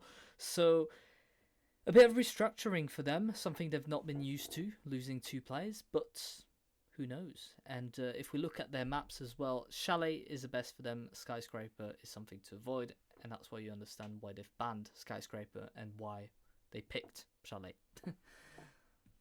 So interesting start. Right, let's see if the teams have replied so we can add them and get the game started. Should be fine on EU West. It's definitely going to be interesting to see what both teams will be able to do with their kind of preferred maps because they'll be being played. Obviously, InFuria being in that top bracket, getting a kind of pick of what map they're going to go for first, it can set the mood of the game pretty much. If they dominate from the very start, of course, that's going to have a cascading effect on the morale and just kind of the way both teams interact with each other and play in the arena for the later maps. So maybe there will be a surprise. Maybe Old and Gold will really show their own on this very first map. We'll see, but seeing how they did have that upper bracket advantage, you'd assume that they would definitely wouldn't want it to go to waste. They had quite a bit of time to prepare, so let's see exactly what they prepared for us on their very first map. Which, may I remind you, will be Consulate. So, like I said, one that is still... And I can't wait to see what these 2 teams have exactly prepared for us on this map. Yeah, whilst we wait for the game to be set up and this amazing best of 5 to start, we'd like to thank you guys for sticking with us. Thank all the casters that have been there all season and have been casting these games for you guys. It's been amazing, and if you like the experience of the ELC Winter League, I think you'll love the one of the Spring League that's just coming up. We've opened registration. You can sign up on our Discord or on Twitter via a Google Forms. It's your chance, whatever level you play at, whatever division you play out, it's free to enter. You get a cash prize at the end depending on the division, but most importantly, you get to play games against other teams. You get to improve your game so that you can go right to those T1, T2. Exactly. Your Pro League journey can start with the Spring League, which will be starting up very, very soon, so there's literally nothing you're losing out on for signing up. It's literally just a win for everyone. You get to play against some other really fantastic opponents. You get to improve your skill. You get to be seen. You get to have casters like myself and others cast over your games. I mean, again, it's just a win for everyone. Yeah, I agree. So, yeah, get on it, get signed up. We'll have the game over to you in just a second. What I'll do is I'll put you on a very short hold because I know that sometimes players are a bit long to join. But we'll tell them to hurry up and we'll be back in just over 2 to 3 minutes. See you in a second.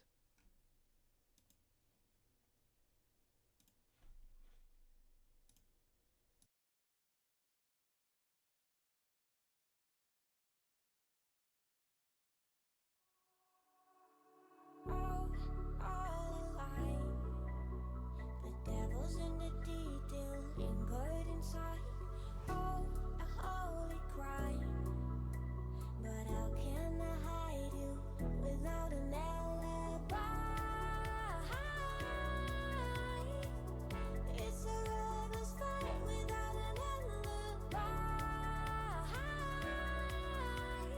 You took my innocence. I can't wait no longer. I'm playing with the monsters. Everything that brought me alive.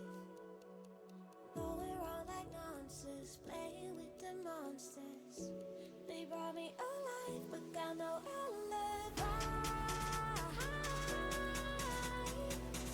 It's a rebel's fight without an alibi. You took my innocence without an alibi.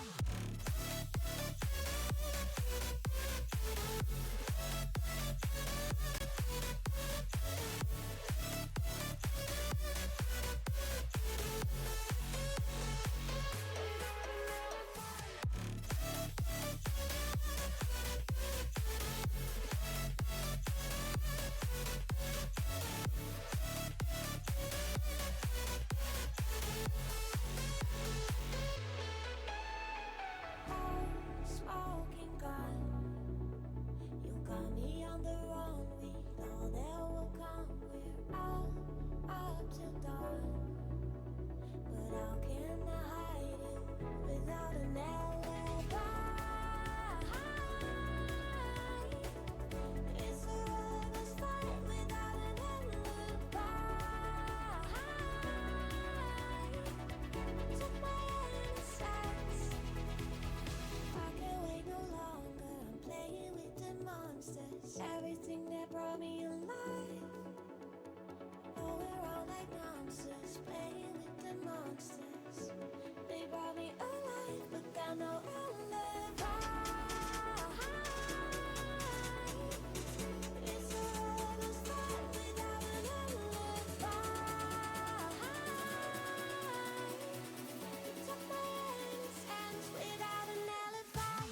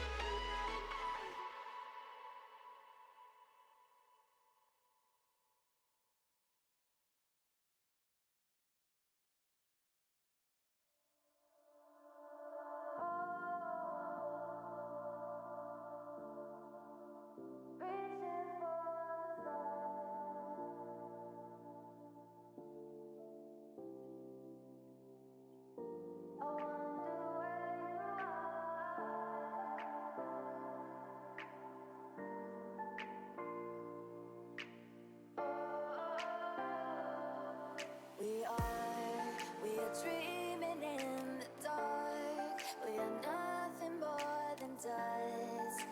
Search but you stay lost. We are reaching for the stars, but we're making this too hard. And I wonder where you are. Mysterious, that's the part you always show. You're too curious. Maybe you should take it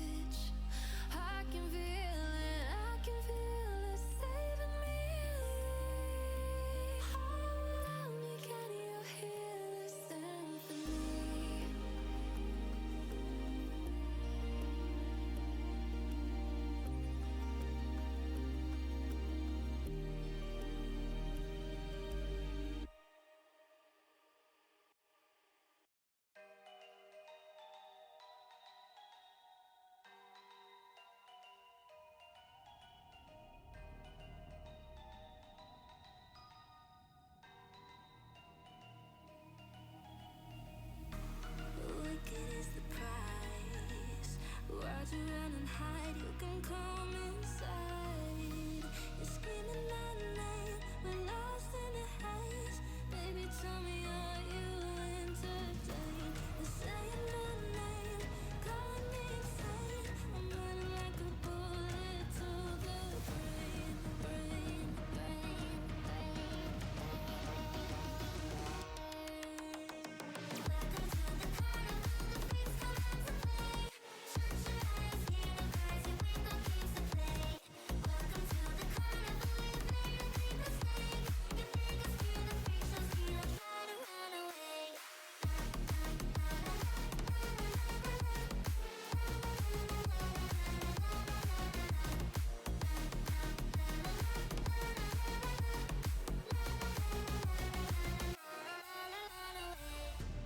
Why'd you pull the trigger? You won't find the light in the smoke and mirrors. You're screaming my name, we're lost in the haze.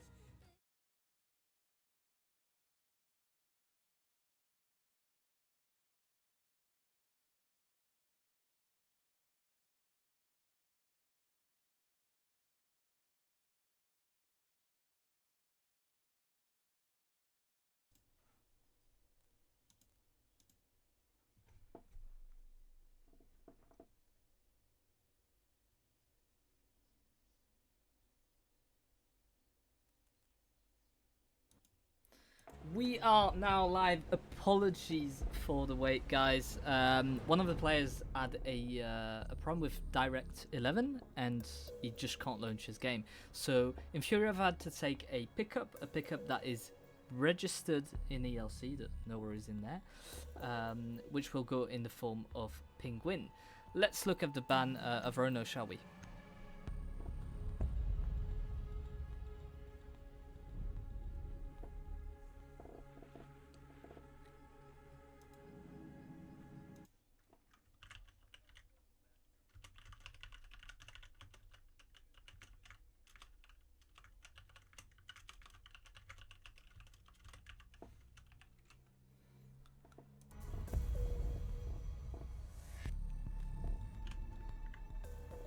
Mm-hmm.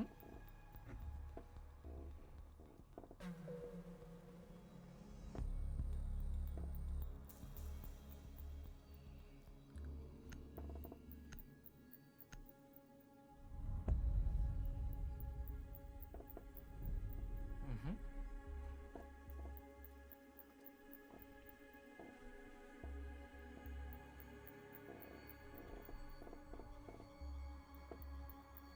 Hold. And what will be our final ban of this first map? From the side of Older Gold, it is going to be Fenrir, which is to be expected. Now, one important thing of note, while we are playing in the latest season of Rainbow Six, Deimos is not going to be playable. So, we won't be seeing any plays with him, but we should still hopefully see some pretty fun gameplay with the remaining operators, which there is a lot of in the game at this point. Yeah, and it's quite not weird, but it's something we've seen a lot with the defenders, the new defenders that have come into the game. They're banned more and more often, like the Solace, the Fenrir, the Tuba Brow, because we've Attackers not need to kind of locate and worked out a defuse bomb. counter for them yet, especially the first two I mentioned. Tuba Brow as well, especially for that garage hold. Very, very hard to counter. If he stops it, you lose about 30 seconds, and that can make a great difference in the game. Exactly. There were some changes in, of course, the latest patch to the game, and there's so many things that the attacking team can try and experiment with to really one-up the defense in this more still defender side of the meta, as most people call it. Of course, there's still people like Azami on the board, being played by Emma right now, still an extremely powerful operator as season changes, so we will see exactly how InFuria managed to deal with that. Right now, we are going upstairs for our very first round. A pretty standard setup so far, providing both lines of sight into pretty much everywhere on the top floor, as the repels are already being done to the front of the building. And oh, never mind, he jumped back down, as, okay, it looks like, outside of InFuria, they are looking to go a different way instead. Here on the eastern side of the map, one player is already repelled. There's Riz on the window trying to see exactly what he can spot. Kevin is over in that eastern side, seeing exactly what is going on outside from a tiny little peek in the window, but he manages to retreat instead. And yeah, go on. Yeah, the push is quite fast from Sograna. Like, he's only been playing a couple of seconds and he's already in the map. But be careful, no, Matrix will take care of Smollen. As we move onto side very quickly, taking the angle, taking the shot. We got the information about the player, but not about the Azami of Emil, who's standing right in the corridor in the hallway. Now we've got the information. There's still a player downstairs who's going to just rotate back the stairs, and we're just kind of scared back onto site for Old and Gold. Old and Gold so far gave the control of that entire section of the map pretty easily, but let's see if InFuria will be actually able to work up a bit. Penguin almost managed to get the Azami, but Emu strikes back and gets one. Sograna gets another, and it's now a 4v3 as Emu is still trying to work out something in the top lobby, but fails as the unstoppable buck on the spiral stairs is still there. Sograna gets another, and it's all up to Adapts, who fails the very first gunfight he takes in Sograna. Another one for him, as the Grim did plenty of work there, really being able to scout the area, give the team the intel, and then just going, guns blazing, and take out their few remaining defenders on the side of Old and Gold. Very fast. Yeah, First that's what I round. was going to say. I almost didn't even notice when they entered the building. It was almost too easy how they actually got into Consulate. But that's the thing, yeah, you know, we waited about 15 minutes for the game to start, but in the end, that round lasted about a minute and a half. And what I've seen is that we knew there was some repels, but we decided to leave the area, to leave the room, to let them come in. And they came in guns blazing with all the info. Do you remember you had, I think it was Emil or Kev, I'm not sure, on that warden who was standing right there at that door as they came in, and that's what you'd want to see, is him stay in, put some pressure on those people repelling, because as soon as they're in, they can take control of that whole area without you being able to do anything. Yep, when that east/north side of the building was taken, it was pretty much all over, because they had no plan on the side of Old and Gold on how to retake it, on how to get those people to actually feel like they're not welcome in the building, but they just invited InFuria in with open arms, pretty much. Now, they do have quite a few operators to stay around to ensure that doesn't happen. Of course, we have people like Smoke being played by Adapts, and of course the Goya as well being played as Mulan. Operators are great at making sure that attackers can't enter the site as easily, but it also doesn't just depend on the operators, it's also how they're played and how they try to prevent those players from getting in. One player from the side of InFuria is already in, sneaking his way up the stairs. Oh, Mayfrox almost got that gunfight, but didn't quite. None of it is connected. Instead, he's trying to rotate around, see exactly what can be done. He looks like he could be rotating right back to where he started, making quite a bit of noise, and very much do know where he is. While Sograna just basically jumped in once again. Pretty much nothing stopping him. Bees will be sent out to see if there's anyone playing behind that wall. Some of them will get intercepted by one my disc, but they're still getting plenty of useful intel about the player playing on the other side, as Sograna is now ready to swing in, get the player, and beautifully done. He had the intel, he had the gun skill, he had the confidence, and he just went with it. Riz there on the front top wall, trying to see exactly what can be done. Of course, getting into the small room is a very difficult task, even when you do open the wall. And at the same time, the players of InFuria are once again getting way too confident inside the building, while Old and Gold are being pushed into sight, where it becomes more and more cramped. Yeah, I mean, we've just got the intel from InFuria, and then the gunplay. Like, they're just able to win their 1v1s because they've got the intel, and they're playing really well with the utility. We need to see Old and Gold doing the same, just smashing on the utility, because we've got some really big fraggers on InFuria's side. We'll have to be very strong on our defensive. Emma was being flashed back, yeah, making it very difficult for him to see where the... ooh, and that is exactly why those flashes work so well. They allowed him to get into the crossfire. Well, Was that like a triple there at the end from Afrox? It was a triple. Look at that, and he just No way. instant. They allow him to get away with that. The confidence. I love the confidence that InFuria is showing right now. And just granted, Old and Gold are playing so much into that, right? They're just allowing them to just walk in. Just look at that scoreboard right now. 10 kills on the board. But it's InFuria belonging to just 2 players. That is crazy. And I mean, we've said it. They've played at quite a high level. Those players, but they are fraggers. They're players that Defenders, protect your bombs. usually Defused play by well attackers. alone, but we've seen them here with crossfires.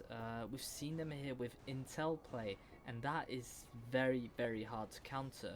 Now, what can we do for Old Gold is, well, I'm sure they've got a game plan on, but putting more pressure, slowing them down is what's gonna allow them to survive a bit longer, because they have the skills, Old Gold, to go all the way, but they need to slow down that attack. They're going 10 seconds too left. easily into the site, too easily into the map, and just able 5 with the seconds left intel to before grab insertion. kills. Yeah, and I talked about what kind of operates the board Attackers last must time. They could have locate and prevented that, defuse the right? bomb. Smokes, Gorios, Wamais, none of that did anything, really. It was a flawless round on the side of InFuria. So none of those gadgets that traditionally were supposed to slow down the attack actually did it. Which is just mind-blowing to me. How do you even make that work? This time around, I mean, they do have a Gorio. Attackers will cover Azami the bomb diffuser. did some work last time, trying to really slow things down, make it a bit of a maze, but didn't really do much in long term.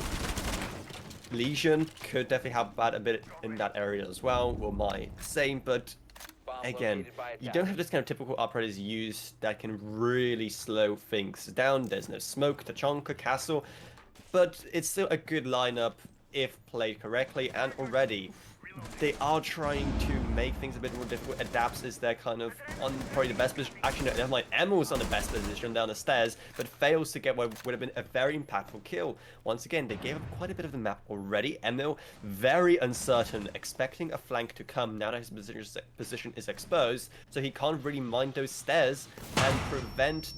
Oh, never mind. Adapts manages to finally get the very first kill, slowing down that push from InFuria from that entire side of the building. Yeah, ML rotating as well back to help his teammates here. And yeah, what I think is that the aggression is much better from them. As you can see, Penguin grabs a kill, Kevin with the trade on Rise. Much better aggression from them, but yeah, trigger control not quite there yet. It is the start of the game. They need to get warmed up. If they're once again being pushed into sight, though, top control, I think, has been giving up entirely, which, especially seeing how there's a Buck on the board, definitely isn't the greatest thing. But I don't think Buck is interested in much wordplay. He's going downstairs instead to support his teammates who are getting closer and closer, room by room, to the site, trying to see if there's any more rogue players from Old and Gold anywhere that can be easily picked up. But no, they're all in or around site, getting ready for their final push. There's one more. The Shao manages to get Mefrox. Kevin gets another one on the Penguin, and there is finally a round on the board for Old and Gold, looking so much better for them. Winning those gunfights, that attack as a whole was so much slower, and it worked out for them. That's the thing. If we read that from InFuria, we'd understand that they're all stuck in the same place, and that we can actually have someone coming from the back or another side to kind of spread them out. But it was a great play from Older Gold. They knew that if they took different angles, different line of sights, they would be able to take these fraggers down. And that is a great round for them. It's they've let them come in. They've put more aggression in, been able to get these first picks, and then Attackers need they to just locate and defuse sat back on bombs. objective, different angles, and well, InFuria just spent the whole round in the same room. They weren't able to kind of either push or change direction. We saw the Buck, as you said, Bomb being located by upstairs, but attackers. not really doing anything. He just went straight back down, and maybe that's what InFuria would need to do, is adapt, not just simply run in, guns blazing. Yeah, that's the thing about forcing all the defenders to just sit in this site, you know, by just forcing them into the 1 and 2 rooms. Sure, at least then you're confident that there won't be anyone flanking you, but then also those couple of entries into site will be so heavily defended. So many guns pointing right at you as you try to enter through any doorway, any rotate hole, anything really, and makes it kind of difficult. So again, even though all the old and gold players still left standing at the end of that last round were on site, they're just able to strike down any InFuria member who even got close to site. Now it's time for round floor. We'll be going to the ground floor instead, if I see correctly. And I mean, this is going to be interesting because there will be that kind of vertical control that InFuria will try and take most likely. There's pretty much nothing being done on this side of the map to prevent them from just swinging in. So Ground is already in the Visa office, trying to see if there's anyone on this side of the map, while there's already support coming from upstairs. Kevin trying to find anyone, but he gets down instantly. That is Solace gone. A pretty important post-plant operator gone in the very first minute. Emil gets flashed, but still pretty comfortably upstairs. While Smolan tries to get the players entering in through the east side of the building. Manages to get no one while Emil is still there behind the shield. Vaprox gets one onto Smolan. It's a 5v3, and the advantage that Olin Gold had last round is gone. Emil manages to get things somewhat under control, goes in 4v3, adapts to the shotgun, gets one. Can he get the other? He does! Double kill hit for him as his shotgun does unwrap. Oh wow, there's another one. He could have teabagged there if he wanted, because there was no one there who even could take the trade. They just let Adapt run loose and cause absolute carnage when every single player on the side of InFuria was trying to enter the building from the exact same way. Now it's all up to Riz. He gets one, smokes out as they know where he is, trying to find those 2 remaining players from All and Gold, each on about half HP. Yeah, Rise has got a tough job, but he does have time to kind of back, especially if he's got the verticality, which unfortunately he won't, unless he does. But no, Emil with the last kill. Funnily enough, Emil, I was told yesterday that he left the team, but seems to have come back, and we know why, because he's there when it counts, as you can see on this round. And weirdly enough, we're back into a 2-2. We've seen 2 completely different sets of rounds. First 2 rounds, guns blazing, headshots everywhere, InFuria dominating. Second round, Adapts and his team absolutely rolling over InFuria, who just looked lost. Honestly. Yeah, and there was not much they could really do to respond to the threats being posed by Old and Gold as they entered the building. That's the kind of thing that they were missing in those first 2 rounds. Granted, I still think they are letting them into the building a bit too easily, but once they're in, they're trapped and they're playing by Old and Gold's rules. I mean, what Adapt did there, the triple he got in just a few seconds, that he single-handedly dismantled the whole attack coming in from InFuria. They all tried to get in through a single part of the building, which Old and Gold pretty much gave up. But once they were in, they were pretty easy pickings to Old and Gold. 10 seconds to insertion. Yeah, that's true. Just want to say that 5 seconds this remaining. grand final, the winner will automatically get promoted to the Attackers are moving championship out to division, locate a our bomb top and division. defuse it. The loser will have a chance to get to championship as well by playing a promotion relegation match against the team that ranked 9th in the championship last season. So I think it was Attackers dropped the TAS. diffuser. So Attackers have recovered their diffuser. big odds on this game. You really want to win it, and it all goes through first map. Rise opening up on site. There's no one on site really to stopping. Adapts is coming back, but we're all slotting in. Pigwin with the kill, and they've been great at doing so, but Rise again undetected as it stands. Adapts is still looking outside, has no idea it's open. Now he will know. A lot of intel. Adapts able to grab the kill on Rise, and we're still inserted into that same attack, that same push we've done. Oh, C4, I thought. Attackers located a bomb. That C4 was pretty impactful, trying to slow down an attack. Once again, we've seen, like you said, the exact same attack, exact same side of the map, given up once again, maybe a bit too easily on the side of InFuria, but not without losses. InFuria already lost 2 players to Old Gold. Granted, Old Gold also lost 2, including Adap, who did such a great job last time, and is currently a top fragger. They also lost Molan with those very important Azami barricades which regen over time, so that being lost early on is definitely not great. And once again, entire side of the map just under the control for InFuria to do whatever they want with. Zagran is actually inside now, getting some things about the position one of the players. Is he going to try and get a defuse down? Oh, that could have ended very badly there. That's some siege time for you. 1v3 now as Emil gets a double. And that's just Zagrana who manages to get a plant down. He may have caught Olden Gold a bit by surprise. Zagrana gets 1, 2 more left to go as he tries to find the players who are trying to retake sites. Zagrana battling out with the Valkyrie, manages to get it, and now it's down to a 1v1. If he can single-handedly not only get the plant down, but defend it, that will be something. They know roughly which side of the map he's in. He gets the vertical control as the counter defuse goes down by the side of this out. Oh, he's not going to be able to Zagrana's just too busy reloading, unable to see where the last player from Olden Gold is. Dezhao. I don't know how you pronounce your name. I'm so sorry, but you managed to clutch that in such an incredible way. Yes, what a clutch, and it's got the info probably that he's downstairs, probably going to try a flank, he's got to open up. And why did he take so long to reload his weapon? Should have just shot at the diffuser, would have opened the walls, I mean the verticality either way, but he was not shooting in the right place, he didn't have the info. Despite nearly winning a 1v3, but no, it's Olden Gold for the first time in the game that takes the lead. That was some absolutely great gun skill we saw from Zagrana there, being able to not only get a plant down, but then defend it for quite a while.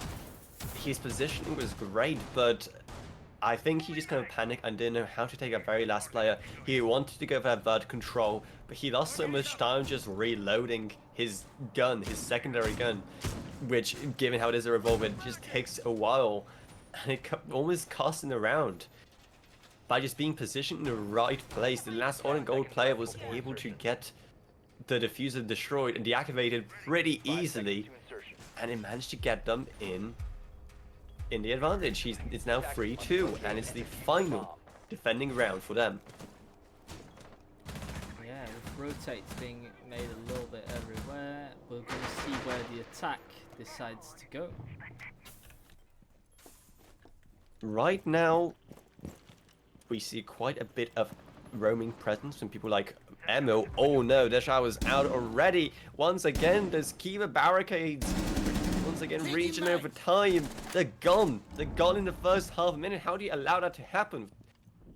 Zagrana now very bravely making his way towards a spiral staircase, towards the middle of the map. He knows there's a player there and gets the kill beautifully. What a headshot as well. Smolan tried to get a peek in, but failed miserably. Zagrana now there's another player on that staircase leading into the basement. He does have the support of the flashbangs, trying to get into that power position. Adapts there on spiral leading into basement, seeing if you can get anyone off guard. But he is outgunned. Mavrox tries to do something, but is injured, while Kevin manages to get another kill in. What a powerful position for him to be in. Just literally going up, taking a quick peek upstairs, taking down like 2 players, then popping back down. Now Rise and the last player, Zagrana, are downstairs. They can still do some damage here, and they have quite a bit of time to work with. Emil with a great kill, and somehow they bring it into an advantage. Emil just gets shot by his ally? No. Zagrana, again in a 1v1 situation. He's got the diffuser, but this time against Kevin. Kevin is quite a powerful weapon. The plant is going down. He's going to decide to stick it, and now it's going to be a 1v1. Zagrana on very low health. I think one shot would be enough to take him out. It's going to be a game of who finds who first. Dancing feet left and right, does not see him through there. The peak is maybe not the shot he should be trying. No way, Dancing Kevin enters sight. Wow. He manages to walk in. I didn't know how he even managed to get that far into that room. I mean, Sagrana, granted, he didn't have much health left, but he should have been able to just kind of really overpower the opponent from his kind of position, right? Yeah, Especially should've because just he been knew he had plenty of bullets still left in the mag. I believe he just reloaded. He should have been able to just stick it to and just continue to pre-fire that doorway until something came of it. Maybe he was expecting some kind of flank to come in instead, and it cost him. It did cost him greatly. We'll swap sides now and go to the Consul office and meeting room. Sagrana, 2 clutches in 1v1, not able to pull them through. Defenders, However, protect your bombs from already being 10 defused kills by to his attackers. name. At halftime, it's already quite a lot, isn't it? But you see that InFuria, they just rely too much on 2 players, the 2 fraggers so far. Whereas it's more spread for Olden Gold. We've seen Kevin with a massive 3 kills, with him the show with a clutch, with him adapts with 3 Attackers kills have on the discovered shotgun. location of a bomb. Yeah, there's a lot that can be done there. You need to play as a team, and that is not what InFuria is doing right now. Hence why they 10 are seconds left. 2 rounds down. Yeah, 5 but seconds coming back to remaining. what you said, I just think it should have been a left lean kind of shot. Attackers are heading Just out to wait for defuse him the to get bomb. him and just shoot it, because there's not much you can do other than that, and by just dancing you're giving away your position.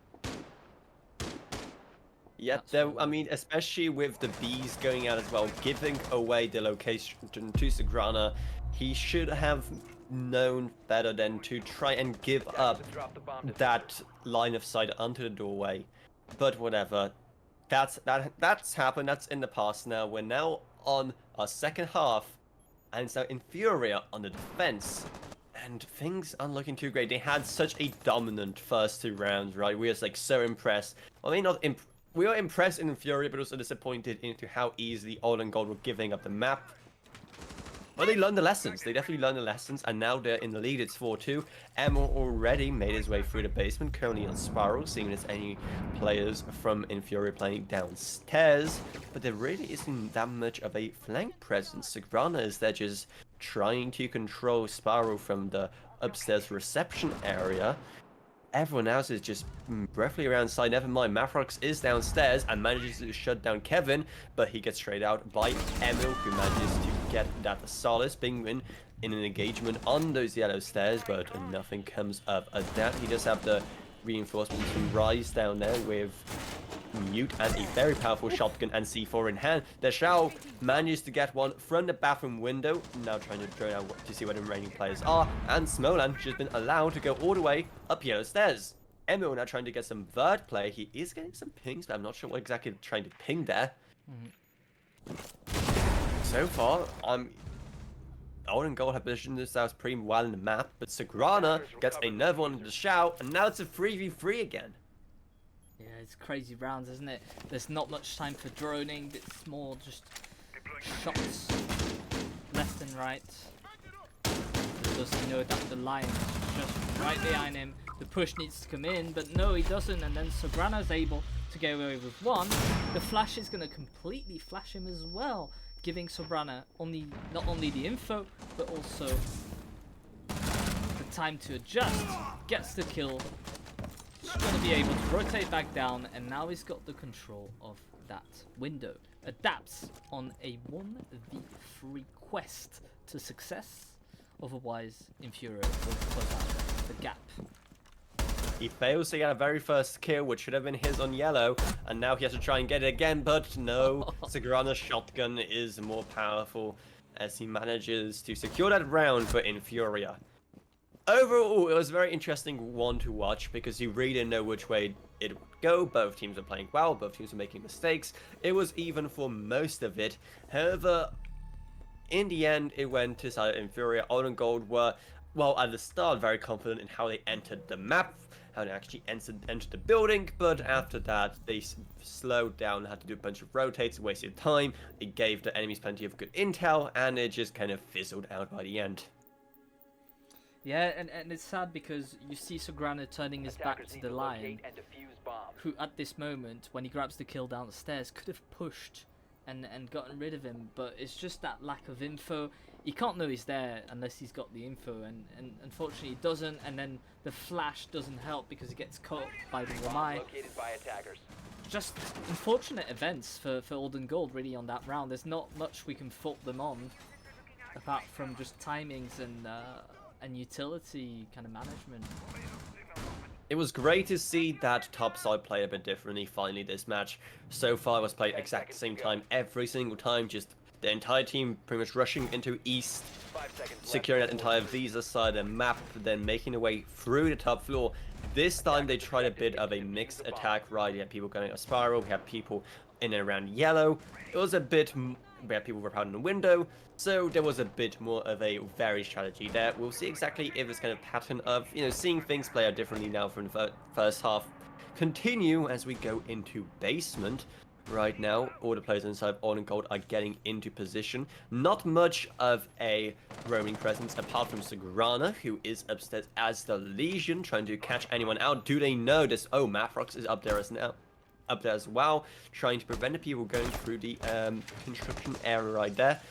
That is a very powerful position if the attackers do get to it, because they get a pretty easy access into basement. Mafrox misses the very first shot as one player tries to force their way into Visa. Forced to retreat a bit as he's uncertain about his flanks, does get droned out. That's what he was kind of twitchy about there for a second, and oh no, one player on the side of Old and Gold just manages to make his way into Visa, and does Mafrox know he's about to get flanked? Two players now. Oh, he manages to swing onto one, gets the Ash, he gets the other. Double kill from Mafrox in a very great position as he manages to prevent the entry there from the side of Old and Gold. Attackers Now it is up to it, as I say, 5v2, 5v1 now, as Penguin gets the dabs. It's all down left to Emo, which sure, with his B gadget as Grim, he is able to secure his flanks, making his job a bit easier, but I don't think it is going to happen. It is a 5v1. They know where he is. He will try to ride it somewhere else. He's near full health. He has a drone. He has his hard breach gadget, but he only has one gun, while the opponent has 5 guns, all ready to mow him down. Yeah, and that's the intelligent play here. We're just gonna discuss not what we've done wrong, but just what are we gonna do next round? What are we gonna do in order to, well, just stop that blue 2 brownies in the street? Yeah, well, unless you've got the hacks, you're not gonna get through there. But it's just just discussing what we can do, and 45 seconds is a long time to kind of know what you can do. Yeah, it's a good timeout for them. Emma's still trying to get that one player who's just outside Penguin, literally on the edges of the map, but he isn't able to really do much. And there's pretty much nothing anyone can do to him unless they do a crazy C4 play, the one that Rise has. He does actually jump into the building, into yellow. Maybe he'll catch him by surprise. I mean, there's one player just still outside, having fun, and I don't think anyone expects to rotate. Never mind. They very much expected it, and a flawless round for the side of InFuria. Little teabag here. Not very fair play, but to be fair, he didn't make them wait 45 seconds for what was a flawless round. We're back to 4-all. Tough game because you can't really tell who's gonna edge it, really. Yep, it's been really going both ways so far. Both teams showing they have some really great sides, but also some really bad sides to them, and how they play on this map. InFuria, again, their map pick. There was probably a very strategic reason why they decided to go here first. So far, I mean, the drawing 4-4. We'll see exactly how this will go on the next defensive round. The state of the brinking for this side on the ground floor is pretty standard. I mean, you have pulls, great for this map because of the verticality.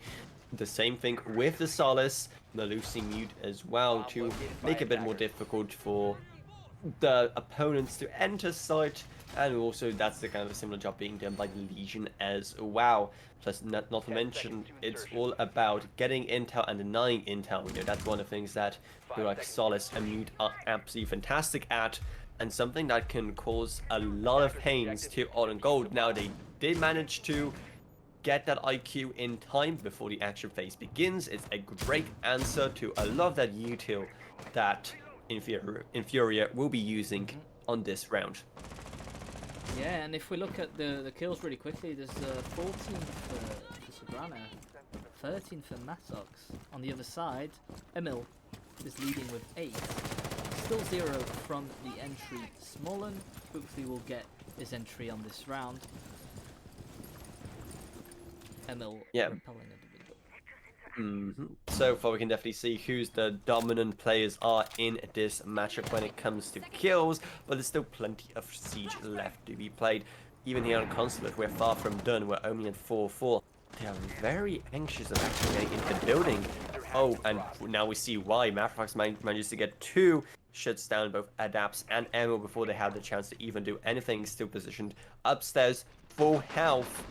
And he's going to be very difficult to dislodge. Have recovered their diffuser. Oh, while, I mean, they're getting the intel with people like Rise on the pulse. The player actually manages to escape with his life. Snowland, with almost no HP left, gets finally taken out by a C4. Not before taking out Sagrana himself, and now it's a 4v1. Another very dominant round on the side of InFuria, and Old Gold just have no idea how to answer. It's just Kevin left with his shotgun, which I don't think is going to be too useful here in a 4v1 unless a real miracle happens. See ya. And there he goes. Yeah, Penguin secures the final kill there with a C4 onto Kevin. not much to be said here. I think they were just dominated in that phase, and obviously we've seen that for I think 2 or 3 rounds in a row now when Matox is defending quite aggressively, gets 1 kill, and straight away a second when you're not able to refrag him, you start with a 5v3 deficit from the start, and that is very hard to recover. And Yep, and they you've got get no those one- kills fast. That's the thing. and there's no refrag, so it's not like you're making it a Defenders, 4v3 protect your or bombs a being defused by 5v4. attackers. No, it's 5v3. No risks. Well, risks taken from InFuria, but no consequences for these risks. Yeah, they're just unable to dislodge those players who are positioned right at the edge of the map. They're completely preventing the entry into the building from pretty much any angle. They tried. Old Gold tried their best to just win gunfights to make their way in, but they didn't really use any utility to help with that, right? I love that U2 was 10 seconds to more insertion. for when they're ready inside and ready to 5 take seconds to insertion. objective and get the plant down. They didn't really plan for how they're going to use that U2, how they're going to use the unique abilities of the operator to get into Consulate, which is, I mean, a pretty massive oversight. Penguin, they're trying to get a spawn kill, but doesn't. I mean, now that both players are aware of each other, but Penguin still isn't. Oh, now he finally decided to get off that position after it didn't really bear any results. And so far, Old and Gold are just trying to get in a position where they can enter the building.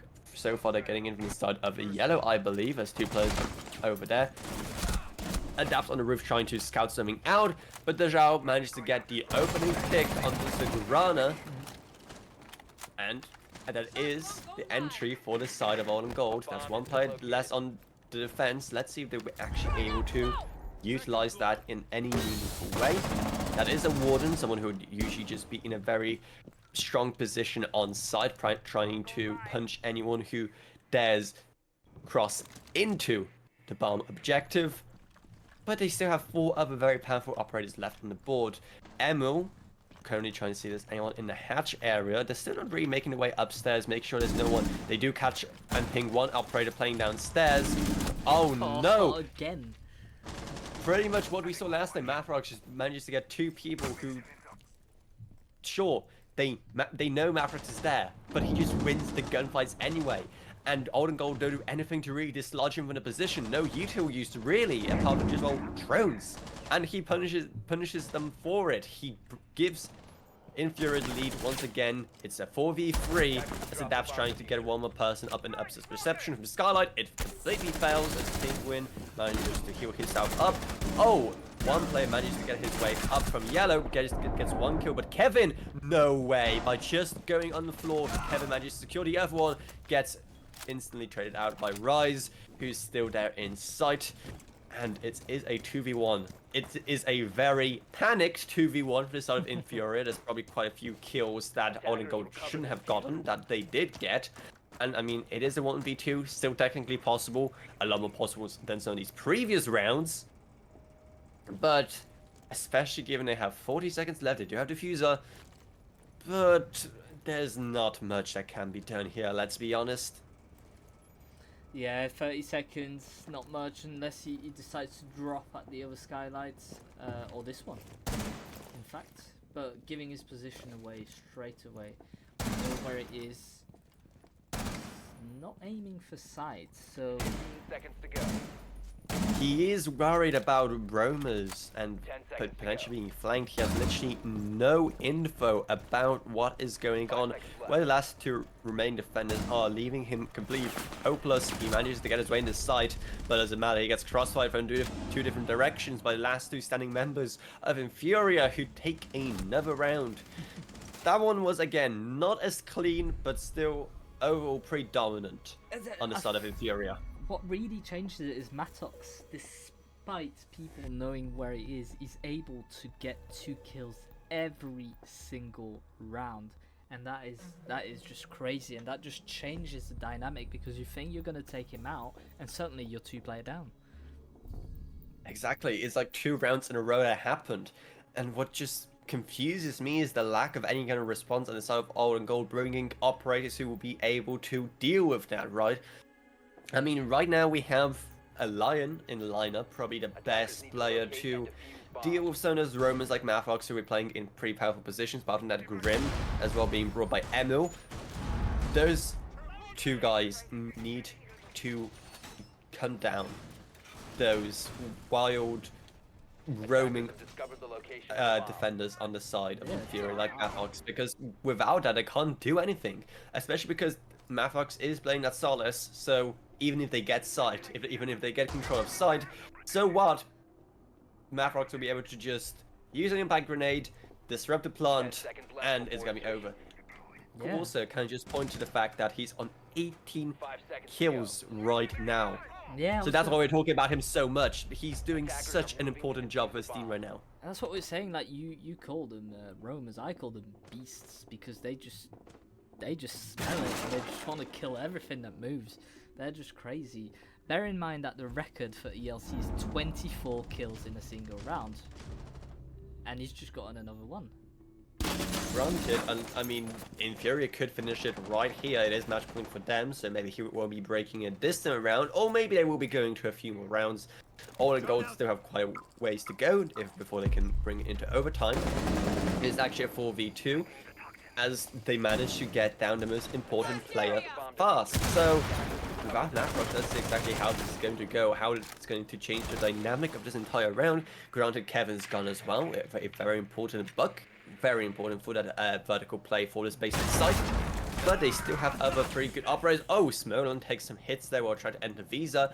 Unsure of where his operators are, he really could use a drone to see exactly where in Visa the defenders are hiding. They don't really know that Visa is actually pretty clear, so they decided to take a different way in via electrical. There's out with the Flores ready. Probably the most forward position character right now on the side of Old and Gold, trying to see if there's anyone left on this side of the map for the defense. But no, all the defense is on the other side of it. They are definitely wary about potential flanks, but they have at least positioned themselves inside the building. Yeah, and so far what I'm seeing from Old and Gold is picking operators that don't have the utility they should have for example, the show here on the Flores, we've not seen one single Flores used so far. The Ash has not been used for entry either. We've lost the Kevin right away. It's operators that have good weapons, but they're not being used to the fullest of their capacity. Adapts slowly making his way up. He notices a player inside there. Oh no! Dejao and Adapts both get one each, and now it's a 2v4, so maybe it won't be the winning round for InFuria just yet. Granted, they still have so much work to do. 40 seconds left to do it. They do have Diffuser. They are just starting to clear away a bit more of detail with the Flores drone, or maybe they're using it just for intel or a mix of the two. They know there's one player there. They'll probably try to force him back into sight. Emil is there trying to challenge a powerful shotgun from the side of Rise, but loses, and now it's a 2v2, 2v1 exactly, as Fury managed to turn this around, and they could finish off this map, and they did. Rise gets the final kill on our very first map of the series. What a crazy map! I don't even know what to say. There's just shots fired everywhere. Tactic just thrown out the window. We just decide to smash in and break everything. Mattox MVP for this game, 19 kills to his name. So Grana, 14 kills, didn't get a single kill in the last 4 rounds. It's just crazy how that happens. We'll go back to the caster cams and Map Veto. We'll leave them I think a short 5-minute break for them to just get some water, and probably for us as well, to be fair, whilst we set up the rest of the game. But what my voice will be gone after this. There's so much going on.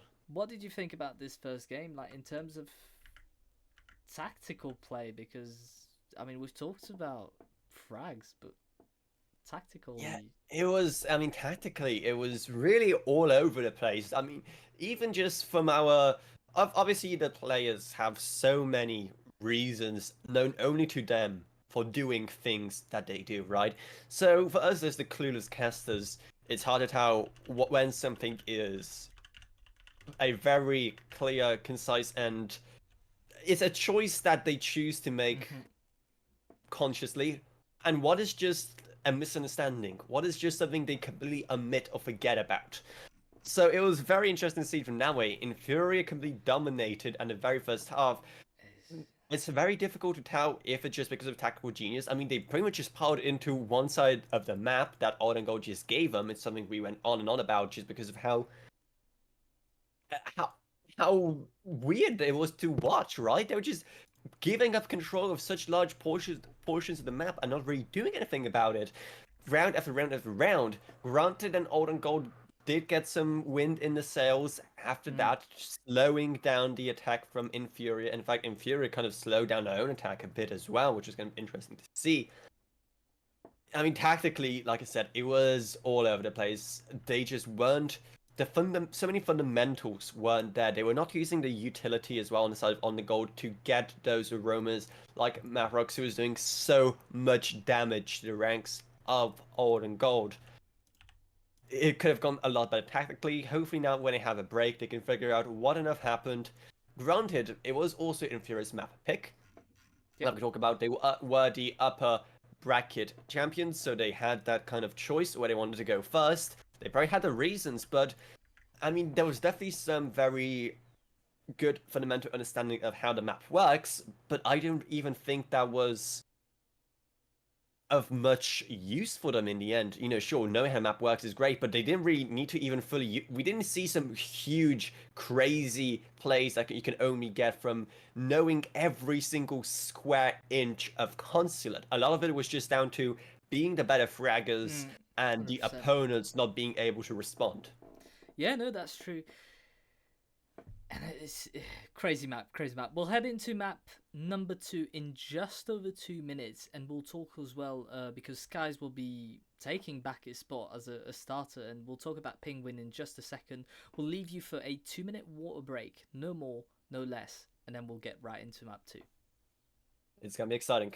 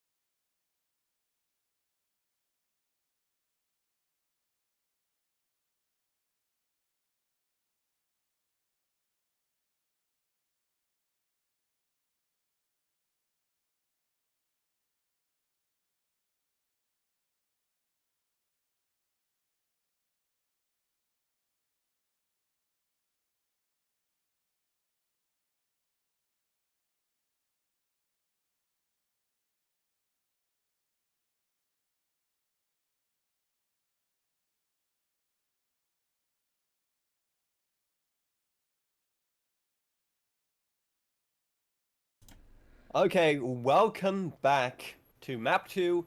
Now we are going to Chalet. It was a pretty explosive first map of this best of 5 with a definite advantage for InFuria. It was a map pick after all, but there were definitely some rounds where Old and Gold were able to at least show some skill and have a pretty good match overall, even if they made plenty of mistakes. Those couple of few rounds did show potential, at least, that hopefully will carry on into this next map, which once again will be Chalet. So what can we expect from these two teams here?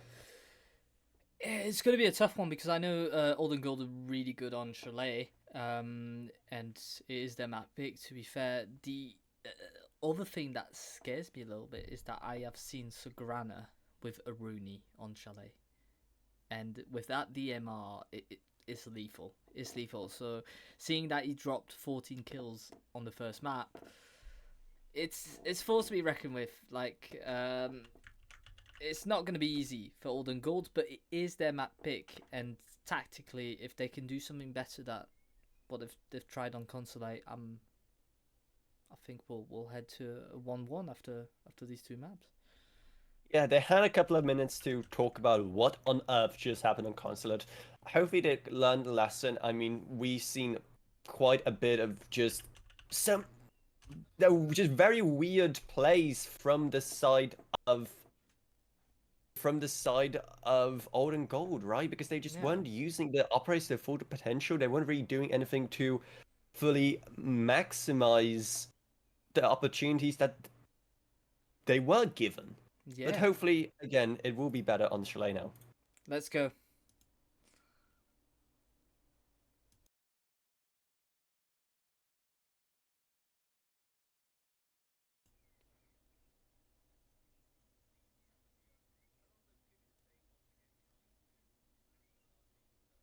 Very powerful defenders that are currently in the meta, but of course have to sort of attack first, where once again we'll be seeing a Yingban happen first.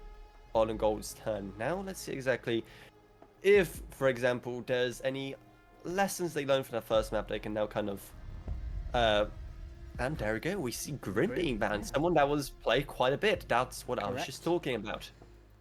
Now let's see what kind of defenders will be not seeing played at all in this second map. They do want to see a Rooney ban, but nope, it's going to be a Valkyrie instead, which is a bit interesting. You would have expected, you know, people like Solace, people like Fenrir, people like Azami being a bigger priority, but no, especially on Chalet, they went, okay, we need Valkyrie gone. Who do you think is going to be the last one?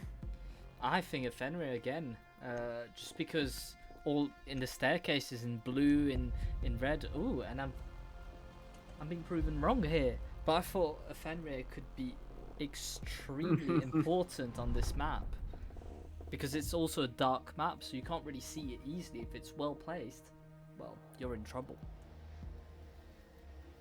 Seeing Silas gone, especially seeing what kind of damage Maprox did with that operator last time, is interesting. There's probably plenty of strategy behind that choice, or maybe he just wanted to try someone else. So Legion is now going to be his pick, at least for this very first round, as we'll be going to Barring Gaming for our very first site. Defenders, protect your bombs from being defused by attackers. Attackers have discovered the Let's see location exactly of a how bomb. they're going to prepare this defense. They have a very interesting mix of operators to play with here. Bandit is going to be an interesting choice. What kind of walls they think are such high priority for the attackers to get that they're going to need to be bandited. They don't really even have a mirror this time around. Usually we kind of see that kind of bandit plus mirror combo just to, even if it isn't a very important wall to gain 10 seconds access to go. into the site, which I mean on Bar Gaming that isn't the case. There's plenty of other great ways to 5 actually seconds access the left. site on the side of defenders. So instead what we usually see is a mirror and then also a bandit, so that mirror isn't as easily destroyed. But no, we don't see a mirror, but instead we do see people like Frost, most likely for the many windows on this map. Legion as well there to make it a bit more painful as the attackers make their way to the map. Emmo's already trying to make his way through basement, destroying that snowmobile garage door. Others are going onto the rappel. Now they're already getting that info that people will be potentially making their way through the basement. There is already Maprox upstairs as the Legion see if anyone tries to make their way through there. Slowly but surely getting that intel, seeing exactly where they can poke at. Smolan already on the roof, probably trying to do some avert play, trying to take upstairs, seeing if there's anyone in the library area. But so far, I mean, they are taking their time, but for good reason. It is strange the way they play the Ash, because it is an entry player with great fragging opportunity, and it's almost like they're playing more of a sport role, where the Ash is not the one taking the risks.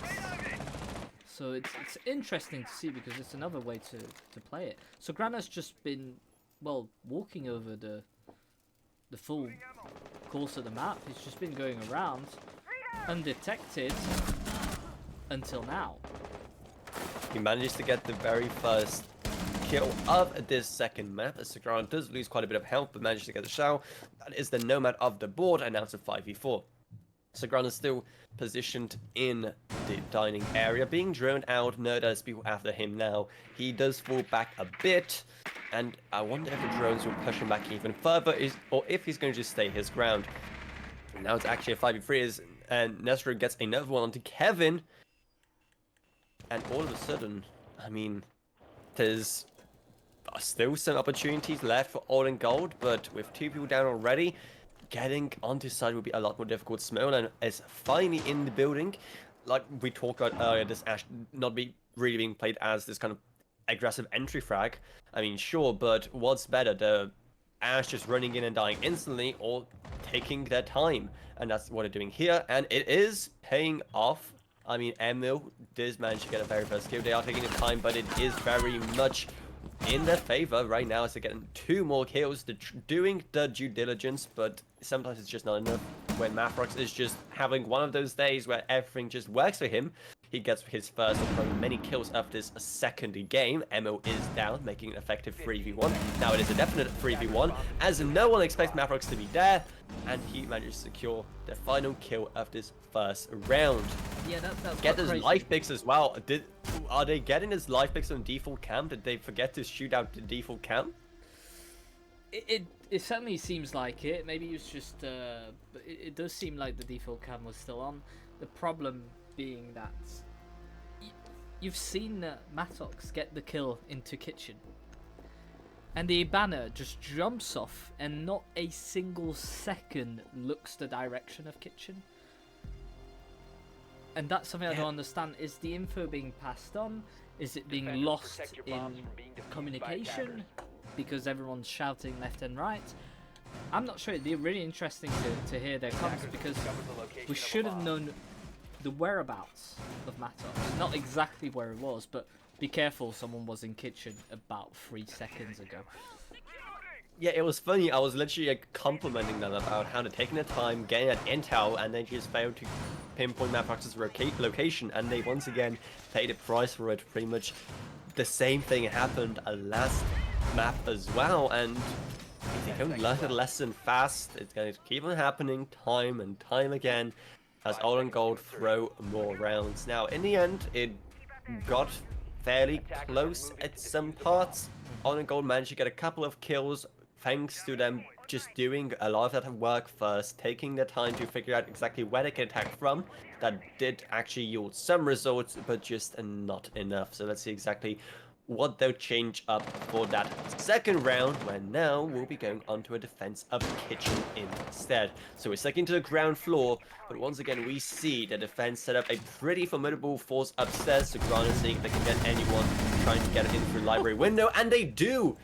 Pretty nice headshot there. Granted, took quite a few shots through the barricades, but they got it eventually, and they suffered quite a bit of HP, but they're still definitely able to at least participate in a couple of more gunfights. So Grana did actually retreat all the way It's an from that intelligent play. position for library, yeah. Very intelligent play, and I was literally telling you guys about just before we started this game. Sugrana on the DMR Aruni is lethal, and the fact that he's able to just peek in front of them and just get away with it, just losing under half of his HP is crazy.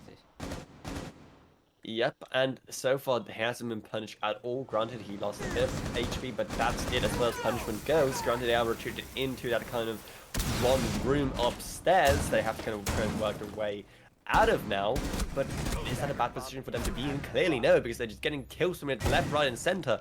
Literally, they're just in office getting all the kills because the attackers are just giving them to them. They're just trying to take office and just failing completely.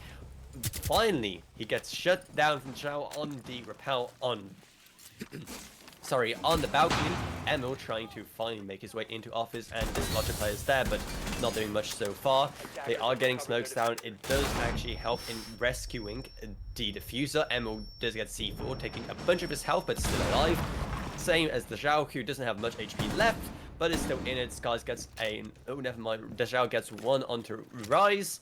Mathrox is actually still upstairs, being defended by the Aruni barricades, the same as the Runi as well. Emil can actually go for the plant now because, oh, never mind, they find him on site, and now it's up to the Zhao to try and do anything about this very unfortunate situation. And Olden Gold finds himself in. He does rescue the diffuser, but it doesn't matter when you have 3 people pointing their guns right at you from pretty much every single direction, including up. So that was a pretty easy locate and execute operation from InFuria, who get a second round now. Yeah, similar to what they've done in attack on the first map. They're able to grab the first 2 rounds. Quite convincing takes. We're able to get the peaks by being aggressive at the start and then just rotating back onto objective, not taking the damage. And as you saw, we came to a point where there was 2 players from Olden Golds going onto site, and only 1 of the 4 remaining InFuria players on site, and they're still able to win their 1v1s and bring it back into a favourable position for them. Yeah, it was such an interesting round to watch because all the action was happening upstairs pretty much. They spent such a long time trying to just get rid of the operators on the side of InFuria who are just in office but failing, and they didn't really have time to do anything downstairs. Granted, you know, you have to take that upstairs presence if you want the plan downstairs, otherwise it's just not gonna work. You just get killed instantly if you try to get into sight. But InFuria were just able to position 2 or 3 players. They made office an absolute fortress, and Olden Gold were just unable to do anything about it. So let's see what they would try and do. This time we have operators like Capital being brought by Kevin, who is an absolutely great choice when it comes to removing players from positions you'd rather not have them be in. So let's see exactly what they're going to do now, especially Emil on the Flores and Dezhao on the sofa as well. All operators great for getting rid of opponents, dislodging them from these powerful positions that prevent you from getting closer to the site. And there's only 2 players on site. I mean, 1 on site and 1 close to site.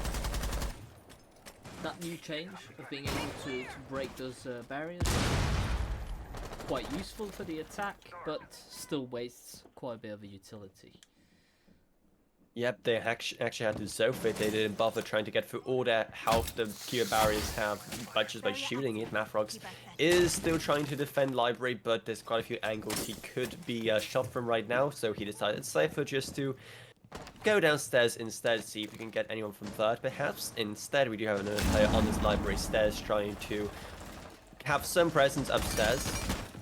Oh no, Sagrana fails to get the 1 player sprinting into Library, and now they actually gave him quite a bit of that upstairs presence. Instead, they have a downstairs presence trying to look up and seeing what they can get. Mathrox knows someone's trying to make it away from the front door. The Zhao is confident there's someone trying to make it away from the bar gaming area, but nope, Mathrox is at the completely different side of the map now. All of upstairs at this point, the Parliament side is given up to Olden Gold. The Grana is on his Library stairs trying to do something about it, and he does, securing the very first kill onto Kevin as he dips back downstairs trying to do a long rotate while Mathrox gets another one onto Zhao. Now it's a 5v3. Again, who cares if you have control if these operators are just able to pop their heads up, kill you, then disappear again and not get punished for it. Emil and Simolan brought down to half health each, while Emil does actually manage to get Rise. Adapts gets taken over Sagrana, and once again, just the whole attack is being destroyed. Oh, Kevin manages to get that Claymore kill though from beyond the grave, but that isn't going to really help the situation his team is in that much. Yeah, Natok's just able to walk out unpunished again. It's the inability to punish those players that is costing them greatly so far. Because they've got the gun skills, but again, User has been dropped. 15 seconds remaining. Too easy. That was just too easy for Matlock. They did try to dislodge him with the Flores drone, but it just didn't do much. He just instead got closer to those attacking players. They're like, come at me. He was just there running through office, trying to prevent him from getting into the site room itself, and it paid off, and he just didn't even get any kind of shots fired at him back, pretty much. It was just too easy. 6 kills for him, already 25 in this best of 2, 5 for Sagrana. We've got 2 for the Emil, Desho and Smolen. Not able to put around on the board on what seems to be an attacking Defenders, favoured map. protect your bombs from being Now, defused by you'd attackers. expect a 4-2 split, probably on this Attackers map. have located a bomb. Maybe a 3-3. Well, if you do want to get a 3-3, Old and Gold need to wake up now. Yep, exactly. Now we'll be going to what objectives at Bar Gaming once again, so we'll see exactly what they're trying to do to make sure that they can continue this fantastic streak they have going on. So far, there isn't even much that we could say that they really need to improve. I was a bit worried about how easy they gave up Library last time, but it worked out in a favor in the end. Old Gold got too confident that they had the control of that side of the map, and the couple of roamers on the side of InFuria were just able to pop up, get the kill, and be on the merry way without as much as any shots being fired back by Old Gold. Yeah, I mean, it's the flank watch that's been a problem for Old and Gold so far, and that's why we see the show bring The Nomad, nomads, yes, yeah, because that could be very useful you need to stop if that. actually utilized. But then you see as well operators like Kevin with the nades not necessarily playing the claymores, which is something that can either kill, like we've seen on I think it was on Nitrox, or they can slow down. You can hear that claymore being broken by the operator. Lots of flashes coming in, but just a lot of utility being sent, but no one to really push in. Yeah, right now they're just trying to clear some of these positions upstairs. Once again, it's important because if you don't have it upstairs, you can't go downstairs into site, plant, redo anything. So they are taking their time trying to ensure that they have their full control. Dejao is making his way into office, trying to see if there's any kind of roamers unaware of his presence, and Smolan actually manages to get the very first pick right there onto Sagrana.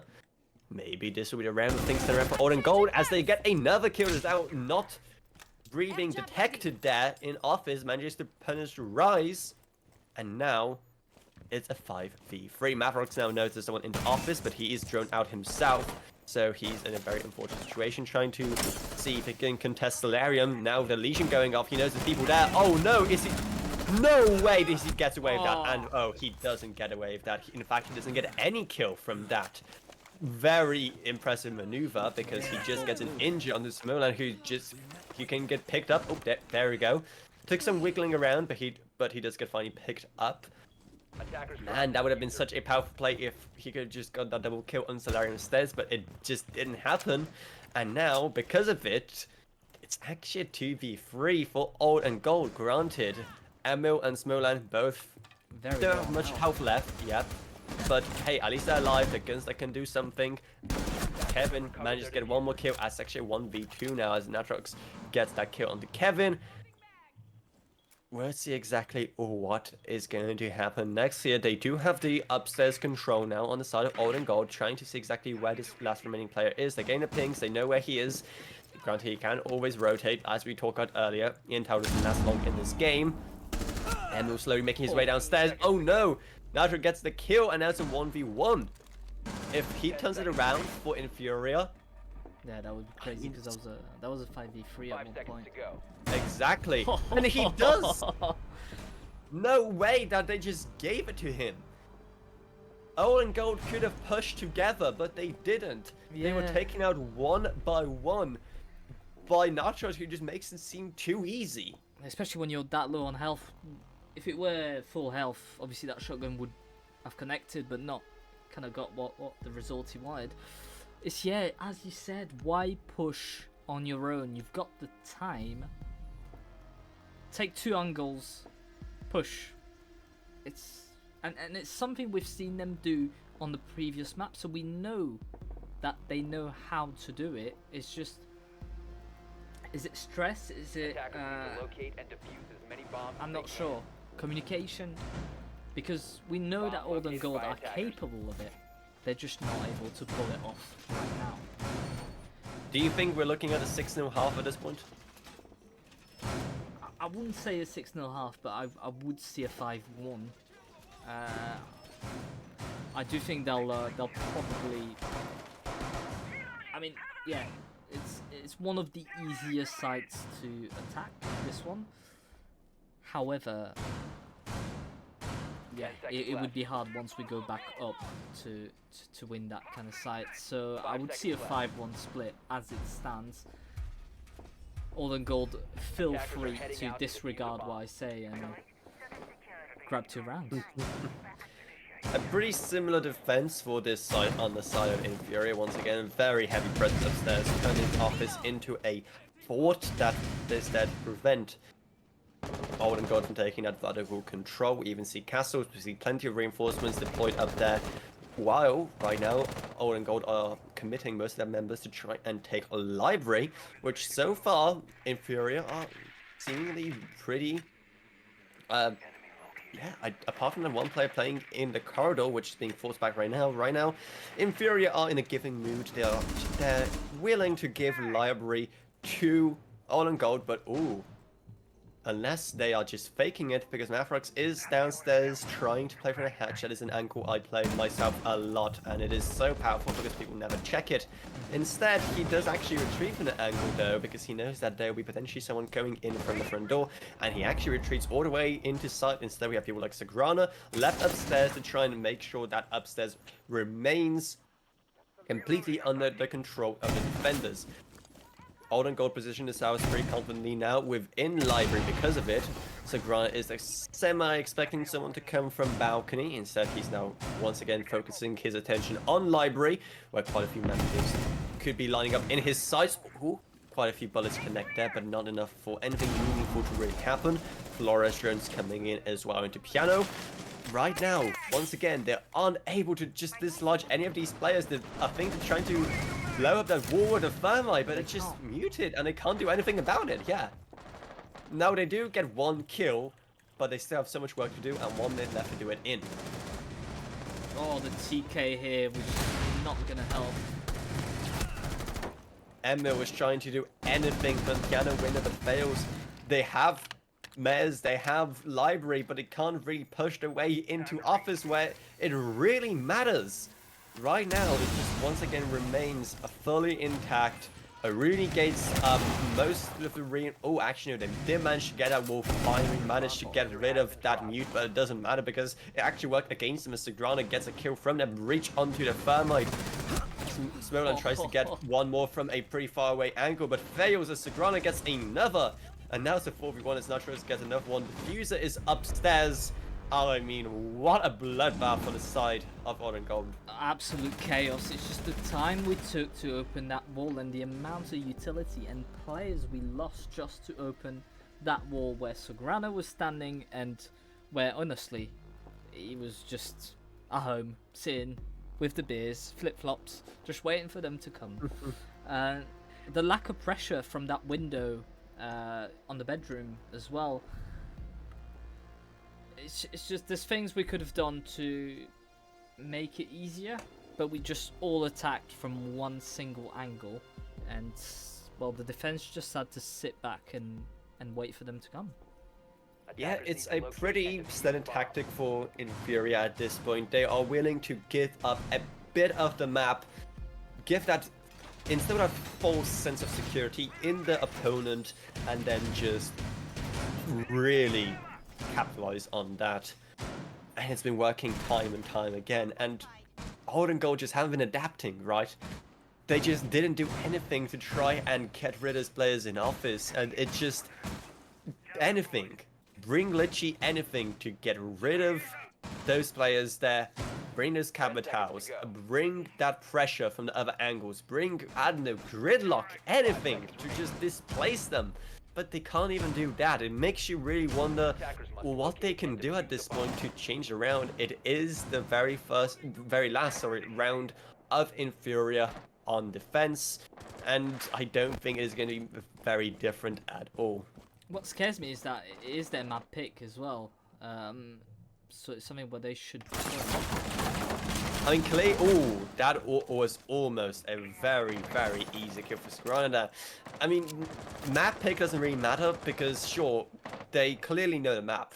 Old and Gold know how to play the map, but they're just struggling with the fundamentals of Siege itself at a point, right? They're not responding to the challenges that InFuria are presenting on defense. That's the issue here. So even if they know the map, they just don't know how to respond to what there is on the defensive side of InFuria. Right now, they are bringing out those Flourishers to try and destroy some of that util in the corridors leading up into site. Adapts is there on the balcony rappel. Kevin expecting someone to be there, and yeah, there is Sagrand over the Warden in that downstairs kitchen corridor area. Right now, not actually much presence at all from the side of Library, which has been a priority so far for Old and Gold. Instead, they're once again trying to see where the players are. It is actually being go-yoed off right now, so that's one less way of getting in.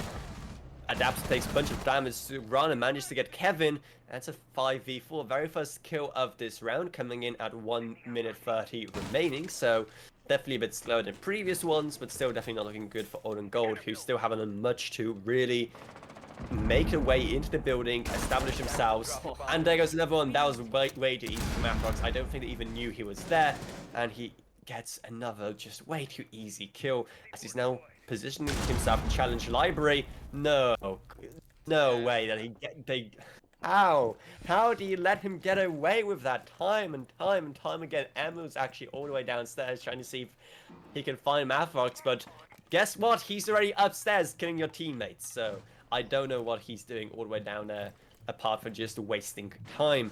The Zhao is what's the end downstairs as well, trying to find Mathrox, but no one does as he gets another. Was that a quad for him? Yeah, quad for him. No way, how is it even possible that it takes so many people to try and get rid of one player, and they don't even do it in the end?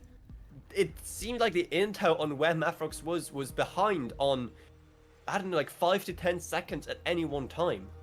By the time they tried to do anything about him, he was already killing teammates on the other floor.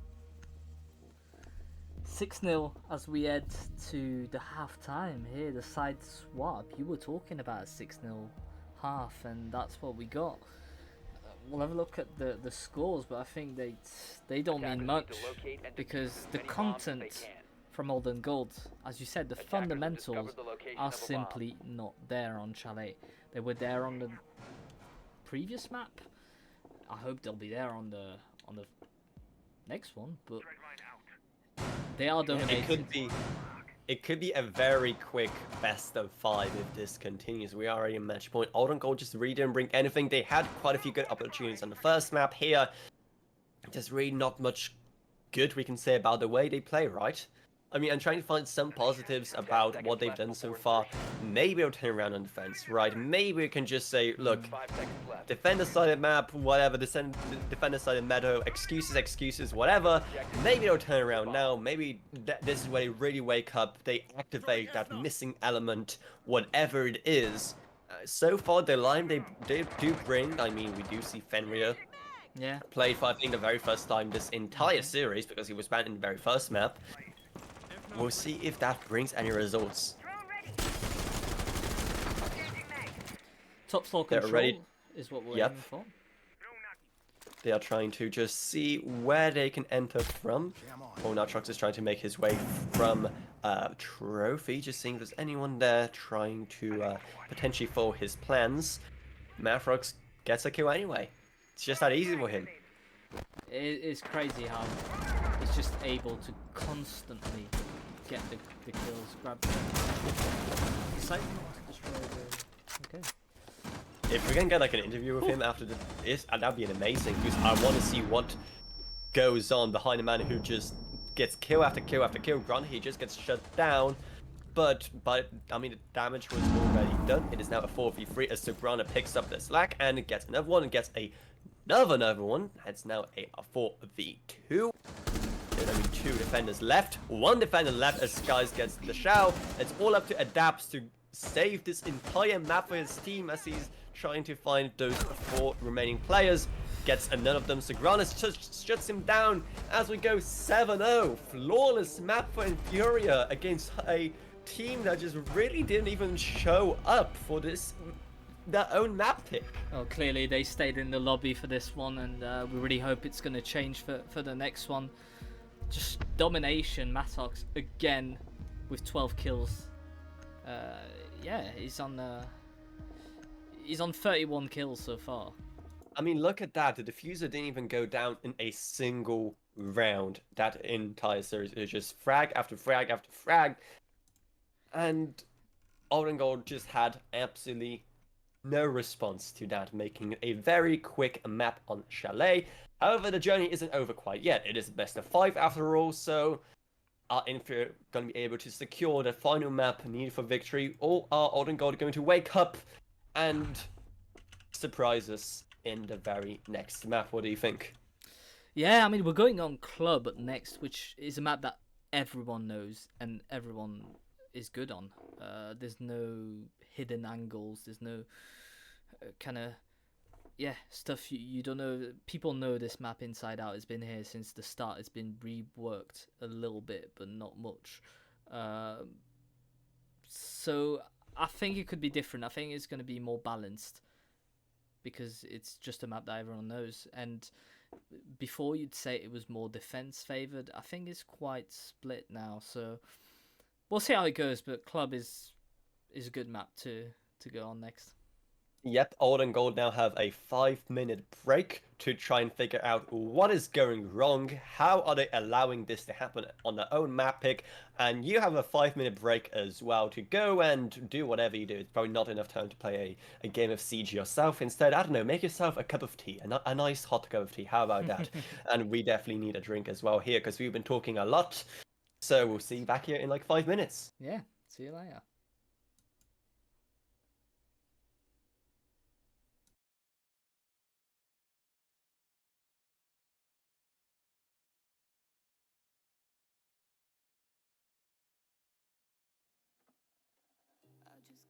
You go. Lord knows that I've tried to. You said I was the only one. No one likes being lied to. You made this mess and left me with the pieces. Now I wanna burn all the bridges between us.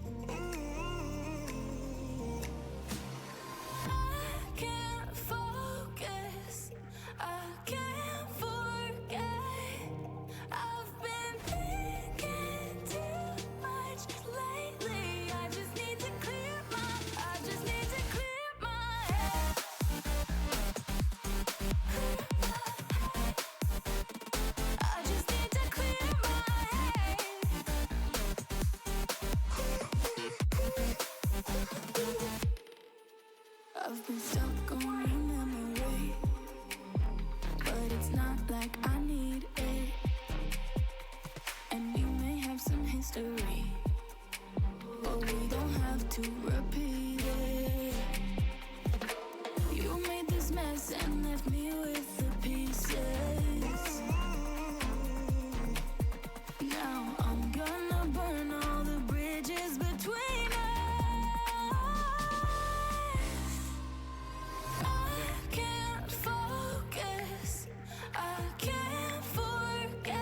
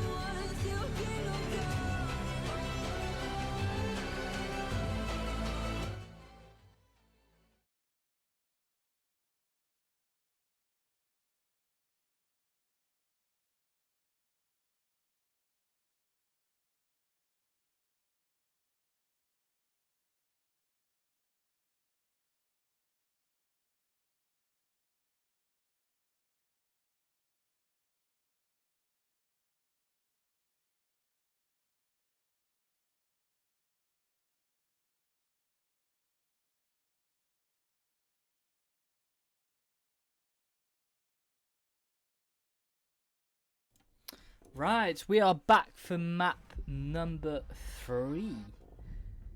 Let's forget Yep. about map number 2. Honestly, I don't know what there is to say about it. All I'll say is Penguin was a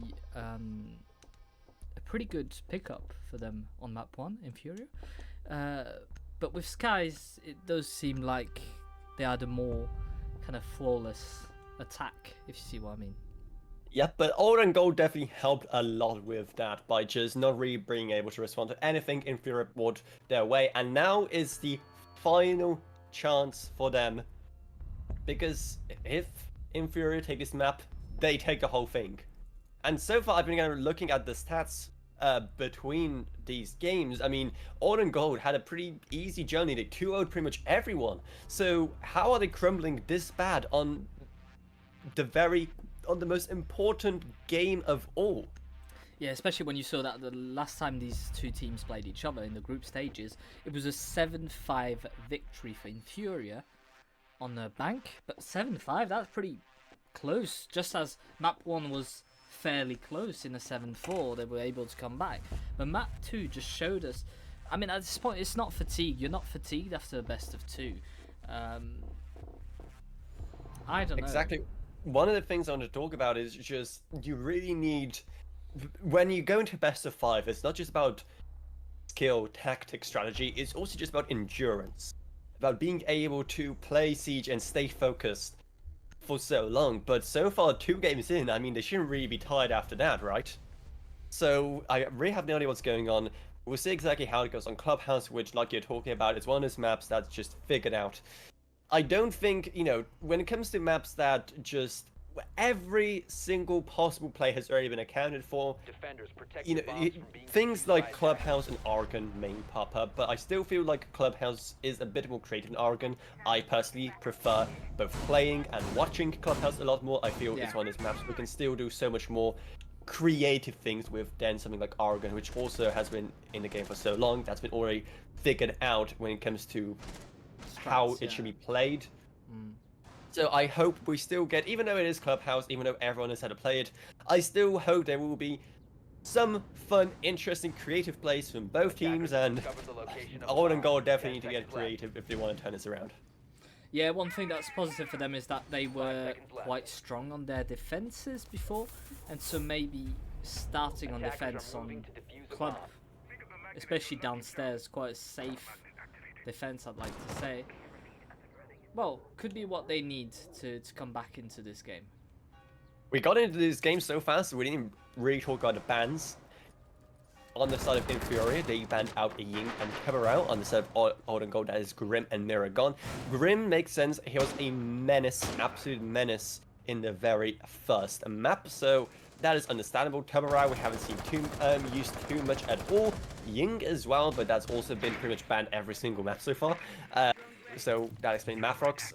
Unsurprisingly, gets the very first kill of this whole map. Even just with, he just entered this map completely uncontested. Carnage ensues wherever he goes, as manages to just tear up the floor. Still not contested, no flanks from anyone. He did have a Valve cam over him, but still, Old and Gold didn't do anything to react to him being there, set off any reinforcements or anyone to try and flank him, while he's still just completely tearing up the floor in Kitchen now. Now, granted, it's a 4v4, now it's the ground of 4, but it's been all happening so fast so far. Yeah, and it's just, that's literally what I was going to say, it's just how fast can they get into the match? He's able to get his foot, but no, great tricking. Won't work, however. He's not going to drop, is he? You never know with these players. They could just pull out something on you and just drop at the hatch at the weirdest moment. Adapt's taking a lot of damage. Smolin is being taken out by Matox, who's on the double kill already. Can someone stop this man?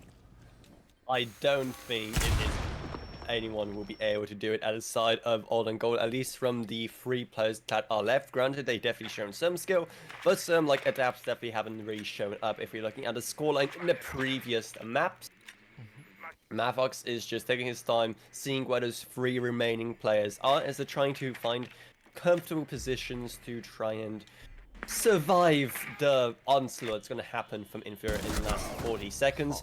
Oh no. That is Rise gets another one as it's just 2 left inside trying to withstand what will be probably a very powerful attack from the side of InFuria. Rise does take some damage as it tries to take out that Fenrir mine, and that is going down. Triple kill on the side of Mathox as blinded. Oh, are we about to see? Never mind. I was going to say, are we going to see the very first plant in, I think, this entire series? No, there was one plant in the very first map, but apart from that, it was frag central up in here, and the diffuser was about to go down, but there was literally no need because InFuria just outgunned their opponents at every single turn. And so far, well, we were hoping that maybe Olden God will sort something out in that 5-minute break. I don't think they have so far. Yeah, I mean, But it is just the first round, so things could change. We can't make too many assumptions.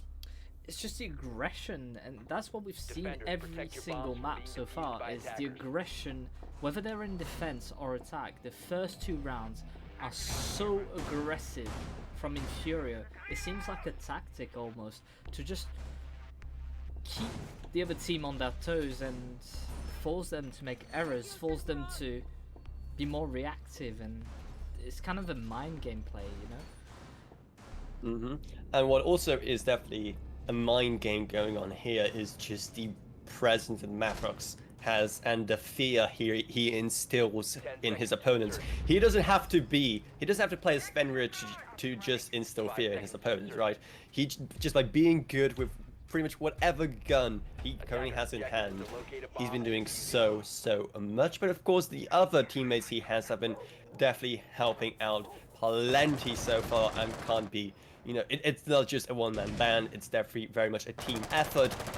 Old and Gold, they do try and play as a team as well, but just in execution, it hasn't been working out so far. Emo has already taken some damage before the first half minute is even up, but Skies is the first to fall on the hands of the Shao. Nitrox is currently on the side of Strip, trying to make his way in. Sagrana is already in bar entrance, trying to find anyone in the bar area, trying to contest his position, but no one is there quite yet. Myfox is just there on that window, trying to see if there's anyone gonna be running up or down those stairs. Attackers recovered The the bomb diffuser diffuser. is back in the hands of InFuria. It's been a Attackers slower located round bomb. so far. Granted, they're already in the building, but just trying to establish themselves, making sure it's safe. Do they know about the solace upstairs, though? That's the big question. Well, they had the information that the breach. Oop, this way. That the breach was there, and I think Matox has heard him. But it's Oh, no problem. no way! Defender exposed. Smolan, by just being patient, manages to finally shut down Mathox. He won't be doing any more damage to the ranks of All and Gold this round. He actually retreats all the way down the site now. And, you know, even with the IQ, they weren't able to locate that Solus, which is definitely an oversight, but whatever. They do still have 1:20 left to try and do something. They do have the diffuser, they still have 3 people on full health left. Plenty of Hibana pellets to destroy more hatches, open up new lines of sight, so even if they don't have the buck, they can still definitely open up some things. Thank you very much for that beautiful demonstration of what I was talking about, Sagrana there, opening new lines of sight with the Ash, trying to see exactly what can be done to make the players of All and Gold feel uncomfortable in their very own side. Well, now Trucks made his way downstairs, now looking if there's anyone around B chassis that he can get a very sneaky peek on, but nope, nothing so far. They are aware of the player internal door. I think that's what he's trying to target. No way. No. What was that on the side of Nitrox? How did he miss that there was a player there? At the same time, how on earth did the Fenrir not do anything on the side of Kevin? How did he not get a player either? Emo finally does get the kill. And it is a 2v5. I don't think this... Oh, 1v5 now as Emma gets another. I don't think this one is going to go to the side of InFuria. But anything can still happen as Rice, the last one left, being targeted on all sides. He does get another, but he's finally shut down by Emil, getting All and Gold a much needed round. No 7-0 this time, so at least it's already a bit more exciting. I did not understand what happened on that Fenrir because they both shot at each other. Only the head was out, but somehow neither of them died. It's Mhm. it's quite crazy how it just didn't connect on the head. But Yeah, it was just a couple of pixels that were just hiding them from each other. yeah, it's, And yeah, it was a very weird engagement, but in the end, there was just a couple of mistakes made on the side of Defenders protect InFuria the that bombs from being really used by attackers. messed up the entire setup for that round. Granted, they tried their best, you know, they tried to get those vertical angles, but ever since they lost Mavox upstairs, you know, things just weren't going their way. Just the fact that they didn't manage to find that solace that round proved to me that it probably wouldn't go their way if they just weren't able to get a kind of basic intel ready. And it didn't go their way. It is a 1-1. It's such an important point for Old and Gold, but if they want to turn this around, if they want to start taking us on this very long journey to map number 5, it begins here and now. 5 seconds I mean, left. yeah, it's a mental game, as you said, and I think that round Attackers must is locate and perfect defuse for the Old bomb. and Gold to get back in the right mindset and move forward, but also overlooking that solace. Is that not something that InFuria have just been too confident about, maybe overconfident, and I've been affected. You know, that's it. To me, it's affected the game. They're being too confident on one side, and the other team is just gaining confidence from these silly errors made. Yep, InFuria very much had the right to be confident, especially seeing how they won their last round. It could end up biting them now if they're a bit too overconfident, but we'll see exactly how it goes. Mafrox is just already in there trying to disable the Kaid Claw so they can open up that wall. Sagrana is already making his way, Sagrana is making his way from rafters, disabling that shield as well on those stairs, and just absolutely destroying everything in his way. But it is Old and Gold to get the opening pick as Merlin gets Mafrox. Once again, such an important play falls so early on. We'll see exactly how the rest of this round is going to go without him. Now, again, the rest of the team is very capable, so we'll see if they'll be able to pick up the torch. Sagrana trying to work his way into construction. Now, you know, there's one player there in A bomb has office. been located. Granted, they do have a very powerful shotgun there. It's Kevin right there waiting for any to try and peek him. Pings are going in. Sagrana is just patiently waiting, but so is Kevin. He does actually find the confidence to make his way into office. Oh, how's this going to go? Sagrana has no idea where Kevin is established, and he's just waiting for Kevin to swing the other way. Oh, they see each other, but it doesn't really... I mean, some bullets have been traded, but apart from that, nobody's dropped just yet. It was an opportunity for both teams to really achieve something. Instead, definitely it's a bigger disadvantage for Old and Gold, because by not winning that engagement, they gave control of InFuria. Rise is now very confidently there on the two players now, confidently trying to make their way into bedroom. But so far, I mean, Fenrir Mines and all the other utility they have preventing them. Dejao is on that staircase trying to prevent anyone from making away from Jacuzzi wall. Emil is also there trying to make sure that no one makes their way from that breach. Kevin is still in office, not even trying to contest construction, even though he knows this player is there. He's just too scared to try and contest it, which is just tragic, I think. He could very easily get 2 kills with a powerful shotgun. Oh, is are about to see? Yep, there goes one. Yeah. He didn't have to do anything, they just had to come to him. But he is finally shut down by Sagrana, who makes his way into side. Side is now fully dead as he gets another one in bathroom. It's a double kill for him as he now controls site. He doesn't have diffuser though, and he only has a couple of seconds left to get it. He does retrieve it. It's not a long hike to try and get it now. Planting on the bed to prevent a Solace play, because they do know that the Solace is still on the board. Dejao managed to get another one as it's just one player left. Sagrana manages to get Dejao as now it's a 1v1. It's a triple kill for him actually. It's just a solid 11 that has to go back upstairs trying to locate his final player on the side of InFuria. Shots being fired and traded between gym and bedroom. That one reinforced wall separating the two players as they're going to play Ring Around a Rose, I'm pretty sure, around this one. It can go really any other way. And Sagrana, it goes Sagrana's way as he gets this oh so important gunfight onto his opponent, onto that Solace who just wasn't able to do anything because it's well and good unless he planned on a bed, and then in that case Solace is kind of useless.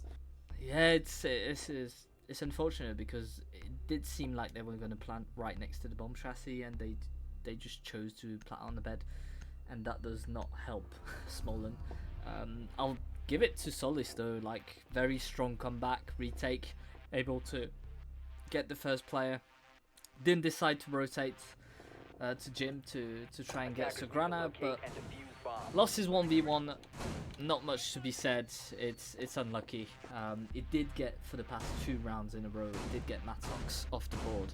So Yeah, I wonder if he's going to rethink his strategy, because he probably knows how important he is to the team's success in his previous 2 maps, and now dying so quickly on the 2 previous rounds made things way too close for InFuria. That last round especially, it really could have gone either way. It was just down to one gunfight with just one reinforcement separating these 2 players. 10 seconds It remaining. really just came down to who had the better gun skill. It happened to be 5 Sagrana, but it really could have gone either way. There were mistakes on both sides we could have really talked about. We could have talked about how Kevin was just kind of there, sitting in office, not trying to contest construction. We could talk about how InFuria, I believe it was Ryze on the side of InFuria, who just basically gave Kevin the kill anyway by just walking up, trying to taste his shotgun. That didn't really work out. So, mistakes were made on both sides, that's why it was so close, and mistakes being done very quickly already. Sagrana's already upstairs. That entry frag very fast on the Ashe, who's already trying to breach that wall. There he goes. Sagrana now gets a double as he manages to take out Solid as well. He's just unstoppable right now, really picking up the Forge Aftermath rocks. well, yeah, he's got that drone as well. That's helping him, giving that info, and that's what we were talking on Consulate. It's what was lacking from someone to drone you in and just push in the aggression on Emil and Smolin. It's just Yeah, so far it's pretty much the same take. Just going in from a construction area, taking out cash, CCTV, Bomb has been and located. so far it's just been allowed by All and Gold. With 2 casualties already, Kevin is once again positioned in office, but he's going to attempt to try and retake construction. I don't know, Sagrana is just trying to get inside, but he's finally shut down by Bajal on that doorway, as Fenrir is still alive and being able to control exactly which Fenrir mines are active. Ryze managed to take out Kevin, while Deschar managed to take out one more. Mayfax finally gets another kill, his first one in a while, and now it's down at 2v1 as Adapt gets another one. Ryze is just inside. Adapt's trying to battle the 2 players who know where he is. He does have a powerful weapon in hand. He has a C4 in hand, which does unfortunately nothing, as he's trying to... Oh, never mind. He gets outgunned by no one other than Mathox, who, well, he doesn't really lose these. yeah, they knew where it was. There's only 2 kind of places he could have peeked, and they were holding that. Didn't need to plan, just needed him to wait to make the mistake. It's unfortunate for him again to be in a 1v1. We did have a great shift from the show in the bedroom, but just simply not enough. Just too quick for them on this round. Exactly, that Russian from Ashe did so much damage, and at the end, it gave InFuria, the rest of the InFuria team, time to really position themselves. They took so much of the map so quickly that it then gave them the time to be a bit slower. You know, it was fast and slow and kind of fast again as they just rushed into sight, and there was really not much on the side of All and Gold they could have done to really retake it at the end. They tried their best, but it just really wasn't enough. They're moving downstairs now for round 5. We're seeing a pretty decent lineup theoretically in terms of the defenders. We do have people like Fenrir and Smoke to make sure that these attackers do not make it into sight that quickly, like they have been doing it so far. We have people like Emu playing a Zami once again, trying to make it a bit more difficult, make the attackers a bit more anxious. Maestro, however, being played by Zhao, that's going to be a very interesting addition to that lineup. Let's see exactly how he's going to be utilized. Yeah, and the hatch is being made quite late. We are gonna get in, I think, from Jim.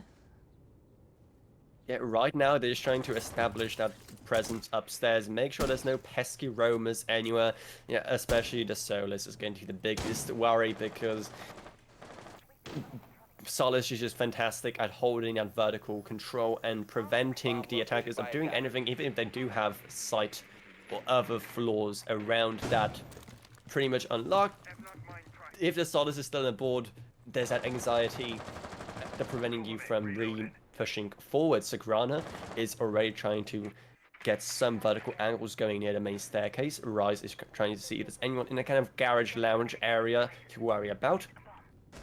In the meantime, most of the map has already been given up by Old and Gold. I'm pretty sure the only person that is outside of that bottom floor right now is the Solace being played by Smolan, who's flanking his way down, and he got one. That's Mafrox off the board in such an unfortunate way. All the ways that Mafrox died so far this game was just by him being flanked, not being outgunned, just outflanked by someone he should have known about but just didn't. Just that intel game failing him. And the same can be said about Nitrox, who also falls, and now it's a 3v5. Old and Gold are still in it. Yeah, maybe that's just the way to counter him is simply playing on Just his outflank him, yeah. Just give him that confidence, make him think that he's in a safe position, and then nope. And that's how they've been getting to him. Granted, InFuria now still have pretty decent top control. Smolan is still on that. Ooh, I say Smolan is still on that Solace, but Sagrana managed to get 1 onto Adapts. I don't know how he lost that with a shotgun, but he did. Dejao is trying to see who's making his way into blue. He is actually playing in blue. He has the cameras, so he can very quickly react to any intel he gathers, any players he sees going down there. So it is Sagrana trying to challenge him there. Fails, and it is another defender win for Old and Gold. Yeah, they did trade in the end, but good defensive round from them. They were able to flank out. Again, it's exactly what we saw the last time, is Smolan being patient on the Solace, causing problems. And from there, all went well. We'll go to Bedroom Gym. Smolan as well, I think a much better third map than the previous two. We were complaining about him being maybe a bit slow on his entry and attack. Here he's being, again, slow but patient, and the patient is paying off. Yep. It's been definitely paying off for them so far. They've been also winning gunfights. They've been playing so much more in a smart way. They will be going upstairs again, though, which hasn't worked out yet. You know, they say, you know, the definition of insanity, etc., etc. Do you think they have what it takes to finally win out on this site? Yeah, I did think so, because, I mean, as we've seen on, it was Kevin, but now it's Adapts on the shotgun here. It's quite a strong hold, and obviously InFuria's just not been playing that hatch at all. So they've been pushing from cash every single time, so they know where they're coming from, and they just need to be patient. Yeah, because we can say they've lost twice, but they also had 2 rounds already to decipher exactly how InFuria approach this site on attack. So hopefully they've learned about what InFuria have been doing so far. The attack has been doing to try and take control of that entire eastern section of the map. Garage, CCTV, cache, and then construction. It has been taken so quickly every single time so far. So let's hope they'll be able to do something about it. And clearly, look at this. They're learning, they're reacting. They completely reinforced off cache to make it so much more difficult for InFuria to actually make their way into that. Bomb located by attackers. Sagrana is already there though, trying to make his way into cache. He will be able to soft breach that wall. I mean, I don't really know what the plan was there. The beepers don't even go off because he just takes another route into into that corridor, and he now has a clear sight into cache and construction. Pretty major oversight from the side of Old and Gold, because they just didn't really contest CC or garage. They just concentrated on making sure that cache doesn't fall, and it fell anyway. Yeah, it fell quite quickly, and then we've got no one on construction either, so we've just got Smojan that's playing there, and the hatch has been open, so he's not watching necessarily the site, and they're doing the exact same push they've been doing before. We've got also the Granted. information. Yeah, granted, Matfox has already fallen, but they already have construction. Sugrana, which has also been pretty much the entry frag for these rounds, has fallen as well. Now it's down just the 3 remaining members of InFuria. So, hey, even if that entire hold of cash was just a massive failure, maybe it's going to end up going to Olden Gold anyway if they just get the kills. Oh, we do have a player downstairs, so if he vaults, it's going to be trouble for him. Rise tries to enter side right here from construction. There's only one person in. Oh no! How did they let Kevin get away with that? Kevin does finally get killed as he tries to rent the building, but at least just Rise trying to battle that between so many players, and Smolan manages to secure another round for Old and Gold, looking maybe not that much better. There's still many questionable plays, especially what happened with Cash there, but I think InFuria also have been showing up these last few rounds. Yeah, I think they're playing much better, and it's all down to Smojan really stepping up from the first 2 maps. He's being important in every single round so far that we've played. We've got a 3-3 split, but just his patience and his positional play have enabled Olden Gold to get away with a lot of things, and especially when things have been overlooked on the side of InFuria. I mean, 3 times Matox gets flanked on the drones or flanked by Smojan, so by Smolan. So yeah, great play so far. We are on to the second half of this map right now, so let's see exactly how the teams will perform in opposite roles.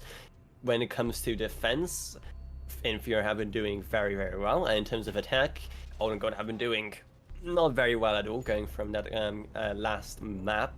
But again, we'll see exactly what they discussed in preparation for Clubhouse in the break.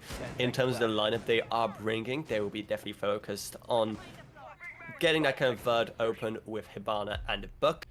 It is overall a very standard lineup you almost see every single time when it comes to attack on this site, which is basement. Now it's just about putting those fundamentals into action and actually going through with it. Yeah, indeed. And first round info here, Smojan on the Ash again. They're bringing also the quite a few interesting ops. The Kaibi was banned for the first map. Was able to be brought today, and then the Jackal, who's going to be important as well. Yep, the Jackal and the Dokebi are going to be so important because we saw what kind of damage Roamers have been doing so far. Oh no, Skies messes up that impact and allows the wall internal to be opened. Oh wow, the Dokebi is there with the phone calls to make sure he doesn't get far and that they know where he is.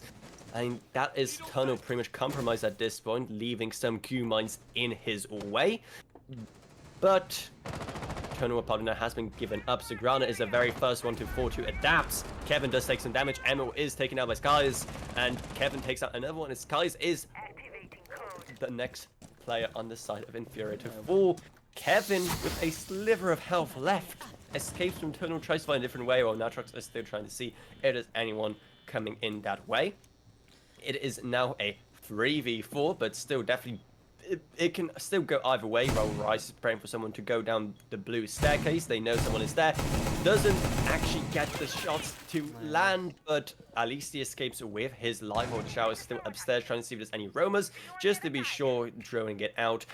I'm not sure if there's any kind of phone calls left on the Kebi right now, so we'll see exactly if anything can do with that. Emil with the Jackal is gone, so that is of course a big disservice to the side of Olden Gold when it comes to making sure that it's safe from roamers. Rise finally manages to get that kill on blue staircase, which he was ideally supposed to get like half a minute ago.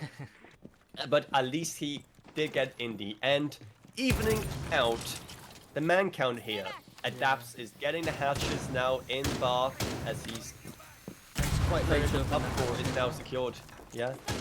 It's quite late to open the hatches. They already have a lot of time to move, so we know they're either going to drop there, go from blue, or I mean, there's only a handful of kind of doors they'll be coming from. That's as well here, wasting a drone it's going to be tough for the attack here to try and pull something off, because the site's pretty well 15 closed. seconds There's only remaining. 15 seconds left. There's only 2 places they could come 10 from. And seconds to go.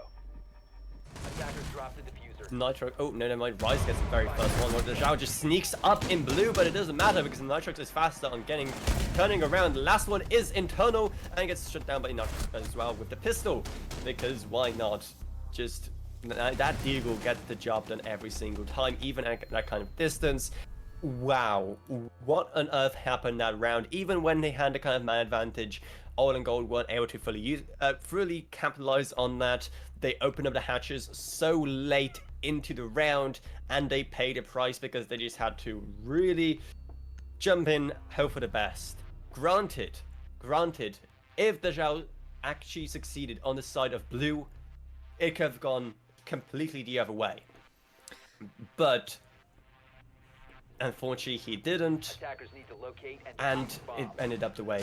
Nitrox was just so fast to react, turn around, get that it's also important kill down, and it was pretty much over after that. But again, there was only 15 seconds left. Even if he got that kill into blue, he would have come onto site in church. But that's the thing. There was so little time left, and too many InFuria players alive that they could have just kept angles, even let them plant and just gone for the kill. It was doomed from the start for me because Old Gold 10 just did not seconds have the insertion. time or enough hatches or ways to get into the 5 site. seconds remaining.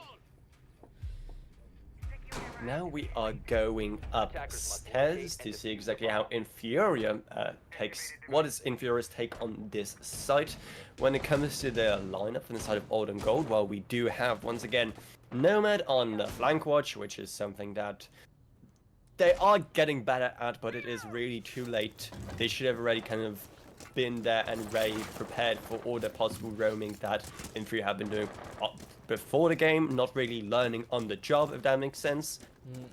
They do, of course, have both Thermite and Fancher to definitely get the wall open. So far, they're just mostly on the roof, trying to see exactly what angle they can go in from, getting ready for that wall to be open on the side of CCTV. However, Bandit is there ready to ban a trick, and ooh, did he ban a trick that? I didn't hear an explosion, so I believe he did. Yep, the wall is still closed off. Nitrox managed to prevent that from going off. Instead, they're probably focused more towards the jacuzzi wall, which is probably the most important one between the two. Oh, wow. There's only really one person that is not on the top floor. There's Mathrox once again on the roam. However, there really isn't much coming from this bottom floors right now on the side of Old and Gold. They're all pretty much on the roof upstairs, trying to make their way from jacuzzi, from those windows. Not really going inside just yet, because they're still trying to figure out what they even want to do. I mean, they do have the main It's- windows open. They've got the T1 open, and I do think they've got the timing is all right. But yeah, still need to figure out what's going to be the best angle of attack. There's already still 10 bodies on the line. Exactly, it's still a 5v5 and there's just over a minute left. Never mind! Just as I said that, the Zhao gets one, Mathox gets another as Kevin falls. I mean, Mathox, man, there's definitely quite a bit of irony when Mathox survives, but the flank watch they have, that is, the Nomad does fall. And he is just uncontested. He will be an absolute menace. Now, we did see how to counter the Solace before, just plant on the bed. But Mathox is actually trying to be a bit more ambitious, trying to get a few more players on the jacuzzi. He does confirm that the diffuser is dropped there. Now they can just control it, but never mind. Smolan gets another one. As he controls Cash to himself, the Zhao is still there on jacuzzi wall. He needs to try and pick up that diffuser that was dropped there, but Mathox is going to make it very, very difficult. He will be made aware when that diffuser gets picked up. The Zhao is finally shut down by Sigrana in gym, as he now tries to contest the final player who they know is in the construction area. He does actually make his way into office now. Smolan can still definitely turn it around as Mathox actually leaves office. Seconds to go. Oh, wow. I mean, what else could he have really done, right? Two guns pointed at him. There's only one. There's only one of him. There's only one way that's gonna go. Yeah, and you're playing against the top 2 fraggers of the first 2 maps, and with an Ash which doesn't have much HP to start with. It's tough. Can't blame him for that one. think it just fell through with a flank watch dying, as you said, quite early on. And then even though we were able to open the walls, we just weren't able to attack from different angles at the same time. We saw a push onto the T1 wall shut down Defenders, protect immediately, your bombs from and being then defused by Smolen attackers. coming from construction shut down in the end. If they did come at the same time, attack kind of more synchronized, maybe they could have surprised the defense. Yeah, that's the thing. They were getting kills. They were definitely successful in that area, but they weren't getting the kills that matters. And in the end, it did just crumble because they also just weren't able to make it into a site at a kind of rate they should have. In the end, I mean, the closest they got was getting into office in the last few seconds of that round. They spent so much time just trying to make their way from that jacuzzi wall, and they're being stopped by just Mafox being in office, and no one was able to dislodge him from there. Attackers must locate They and need defuse to the bring bomb. upgrades that can remove those biggest obstacles, and that is actually what they're doing. Kevin does have Capital. They also have Zero, being played by Emil. Great upgrades when it comes to finding out what the opponents are planning and removing them from those power positions, removing Util as well. Again, that's just the theory of how they could play this round. Now it's just about the actual execution. Yeah, I do think that T1 wall is gonna get open quite easily. We've got all the stuff to do so. Bandit is not tricking either. He's just on the watch for someone standing on the roof. Yeah, it's an interesting priority for Skies to be there. Instead, they are going to allow the wall to be open, especially because they don't have any runic gates on that wall. They don't have Terror because he's banned to try and contest it, so the wall can open up very easily. Granted, that's not the end of the world. If they can make sure that no one enters that wall, or if Old and Gold just don't really put pressure on that wall, then in the end it isn't going to matter too much. Smolan is currently downstairs in bathroom trying to see if there's any roamers he can catch off guard, but nothing so far. Expecting someone to maybe potentially go up those central stairs from basement, but he is mostly just wasting his time. Emo about to drop office, most likely seeing there's anyone there, as they are slowly but surely making their way into sight, making sure there's no one that can catch him off guard, that can really surprise them on the roam. Adapts, still really unsure if he wants to enter gym. He may be making his way in eventually, never mind. Oh, he does actually manage to get Mafox, who was trying to prevent that entry into gym. And now Adapts should be able to just go in. Smolan is also dead. The entire team is now on the side of bedroom as they get 2 kills. Kaz and Mafox both fall. They have control of that entire section of the map. There's still Sagrana left on the roam, It's quite while the weird. other 2 are around site. It's quite weird because they opened up on site just to fully rotate, not even one player staying. He's gonna get shut down from the hatch. Sagrana downstairs. Smolen is gonna try and go get the peak, but Sagrana's already back into the garage, so we can't open that wall. We've all rotated, and now with 30 seconds left, what we're gonna have to do is go through a door. And Yeah, that even though they have the even though they have the man advantage, they don't have too much time to work with. It's a 3v3 as Ryan gets another one. Kevin shuts down Rise. They can really go any way now, as Zhao tries to get any kill on the player on Rafters, and now it's just one person for InFuria left. The Zhao is still in that window trying to locate Sagrana, who's currently playing around B-bomb chassis, gets a few shots in, but the plant is going down, and he doesn't manage to get the 2 players. There were, I mean, again, firing at him at the same time, very difficult to do anything but just die. Yeah, and I mean, they proved us wrong here because they didn't have many options and they were able to grab the kills. Were we peeking too much from InFuria, or were we just landing the right shots for Alden Gold? Either way, we're back into a 5-4. That's something more tight. That's something that we expected from this best of 5, and let's see where it gets us. Yep, InFuria still technically in the lead, but that was really well played from Old and Gold. They opened up the main CEC wall, but they didn't really do much with it. They just kind of let InFuria worry about it. They always had to commit at least one gun, making sure there's no one about to pop their head out of that breach. Instead, they focused all their attention on the other side of the map, which paid off in the end, even if it was kind of brute force, even though there were plenty of losses while trying to do it, they still ended up winning with that strategy. Now we're going downstairs instead, so no windows here for Old and Gold to play from. Instead, they'll most likely once again focus on that vertical, which they'll be doing with Kevin on the Buck and Deshao on the Ram. Plus, of course, we have people like Flores and Ash and Hibana. That is so much destruction on the side of Old and Gold. There will be pretty much no floor left. Must locate and defuse the bomb. In the meantime, on the side of InFuria, I mean, we do see Maestro brought once again very popular on that basement side, Fenrir as well, to make sure that it's never too easy to get close to those bombs downstairs.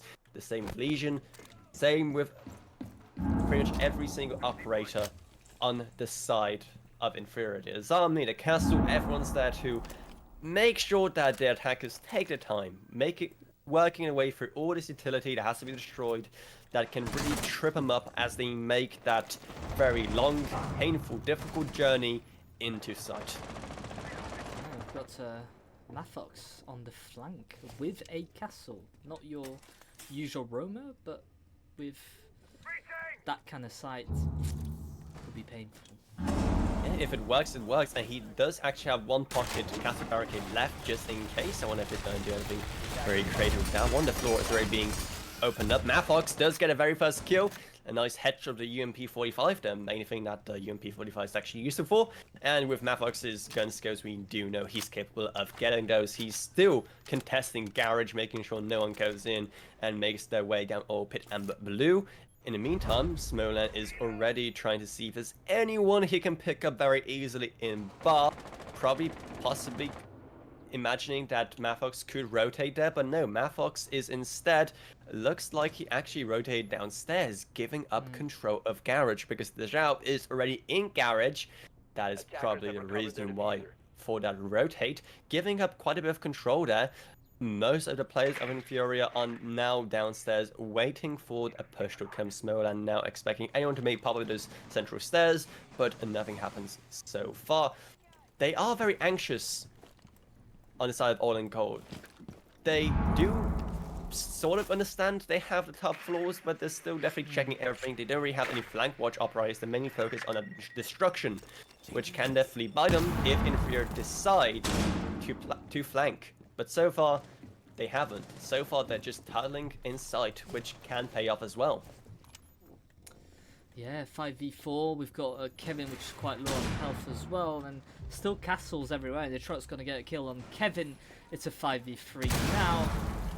Finally going to explode that castle barricade, but Matok's going to try and rotate on site. I don't think he can see much. Down to a 4v2, yep. The Zhao gets Rana. Now they are aware of their strong presence of Old and Gold in blue as they try to contest. Matfox falls back all the way to side 4v1 as he gets another, and that's also diffuser drop. Last one is in blue, which is no worry for Matfox. Yeah, and suddenly get on match point, more importantly, series point. Old and Gold need to turn up the volume. They need to turn up the game now. They need to absolutely get these next 2 rounds to push it to overtime. Otherwise, it's over for them. And they've been much better this game. They deserve another time. They deserve a map. And we'll see where they go. Exactly. InFuria have been making mistakes. Old and Gold have been capitalizing on them. It almost doesn't feel right for this to go 3-0 because we have seen improvement for them, but that improvement just happened too late. And now Old and Gold have to play with the pressure of them being on match, series and championship point here in this best of 5. Is that pressure going to get to them? It's tough to say. I think that there'll be more on the mindset that it's kind of win or lose, you know. There's not much you can lose right now. All the rounds they can get is just a win. Yeah. They really have to go all in for this one last hurrah that is ahead of them. Potentially that's one, you know, they could get this into overtime potentially, but they still need to win 2 rounds to get that. A single trip up could be game over for them. A single mistake could all of a sudden snowball into this entire series being lost. So Kevin actually bringing out a Maverick. I don't think we've seen him so far on this map. We see actually quite a bit of hard bridge on the side of All in Gold, so we can clearly see what kind of strategy they're going for. Yeah, hatch is already open. We are gonna probably attack Garage, but if there's no one here, he could just simply drop and grab a few kills. Emil is about to drop into Office first, destroys that goo mine that was there. They're being very conservative about actually getting into the building. Finally, one of the walls is being destroyed, so they can get easy access into CCTV, which is not being contested. Never mind. Nitrox does rotate there after hearing that explosion, but there's also Sky still playing inside Garage, so they could still definitely mess up the plans of Old and Gold. Still, 10 people left, not a single death so far on either side, while Nitrox is reinforcing his position within Cash, because they don't want to give up control of that entire side of the map. Adapt slowly making his way in, trying to see exactly if there's any easy kills he can get in CCTV, but nothing so far. He is aware that could be some players there, but if he had the proper intel, he should know that Raffles is clear and he can just go in. Smolan, the same thing. He's just so uncertain about going into Garage. Well, they should have really just drone it out. While Mathox is there next to that gym window, seeing if there's any kind of easy picks he can take on anyone trying to challenge him on that position. It looks like they are getting ready to potentially get that jacuzzi wall, but it is being electrified, so they are going to have to deal with that first. Obviously, someone like the Twitch or the Maverick can deal with that pretty easily. The Zhao is currently trying to see if he can get anyone in Cash. So CCTV, again, they don't know where InFuria are. And they're wasting so much time. There's only 1 minute left for them to try and do anything to actually get into the building. Because, hello, they're not even inside the building yet. Rise actually rotates downstairs, trying to potentially catch some members of Old and Gold off guard. Trying to get a peek from the Garage. And no, it doesn't work out. Actually misses all his shots on Smolan as he's still alive. Mafox finally gets a kill and Adapt. The shell gets through ground as it's a 4v4 now. Smolan's still alive on that position, does suffer quite a bit of damage, but Rise should have probably gotten that kill. Another trade as Nitro gets the shell and Kevin gets Skies. Once again, it's a 3v3 as Emil is now pretty much uncontested. Never mind, there is one player on Raptors that tries to. Oh no. Emil gets that play on Raptors and allows him to just be uncontested in the cat area. Nitrox gets one. It's now a 1v2. There's no time left, and they just, if they get this on time alone, and they did. What a way to finish off this series by Old and Gold. They were getting the kills. They were successful so far in taking that territory away in the last minute, but they just took too long. And what a way to lose then on time. Wow. Wow. So Rana actually was the top fragger this time rather than Matrox, but I don't think they'll be too upset about that. 15 for Sagrana, 10 for Mathox. What an absolutely insane map for them as they take it 3-0. We saw improvements from Old and Gold, but it was just too little too late. Again, that last round especially shown that they do have the gun skill and that InFuria can make mistakes that can cost them a lot, but it was just not enough. They took so much time to just get into the building. They were so uncertain about where InFuria were. You saw exactly how anxious and they had no confidence when actually entering the building. They didn't do the research, they didn't do the due diligence about where the players were, and it cost them not only that map, but the entire series. Yeah, it's end things off. Yeah, it's a tough way to end things off because obviously we've seen them play really well. They got back into a 7-5, I think, and it's just too close but too far. It's just that timing on the last round. You were saying that they were too hesitant to get into that map and into the site, and it's just that's what happened to them. And it's sad to hear because they really deserved a map, and we would have gone to Border, which is a map that they're quite good on as well. Unfortunately, that's the level for you. That's the competition. InFuria are the winners. Well done to them. They've been outstanding on the kills, especially on the first 2 maps. So nothing to say there.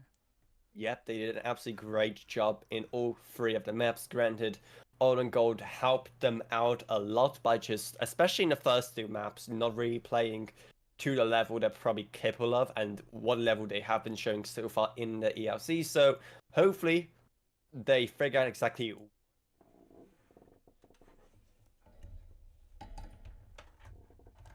Yeah, indeed, and yeah, that's what we'll be hoping to see.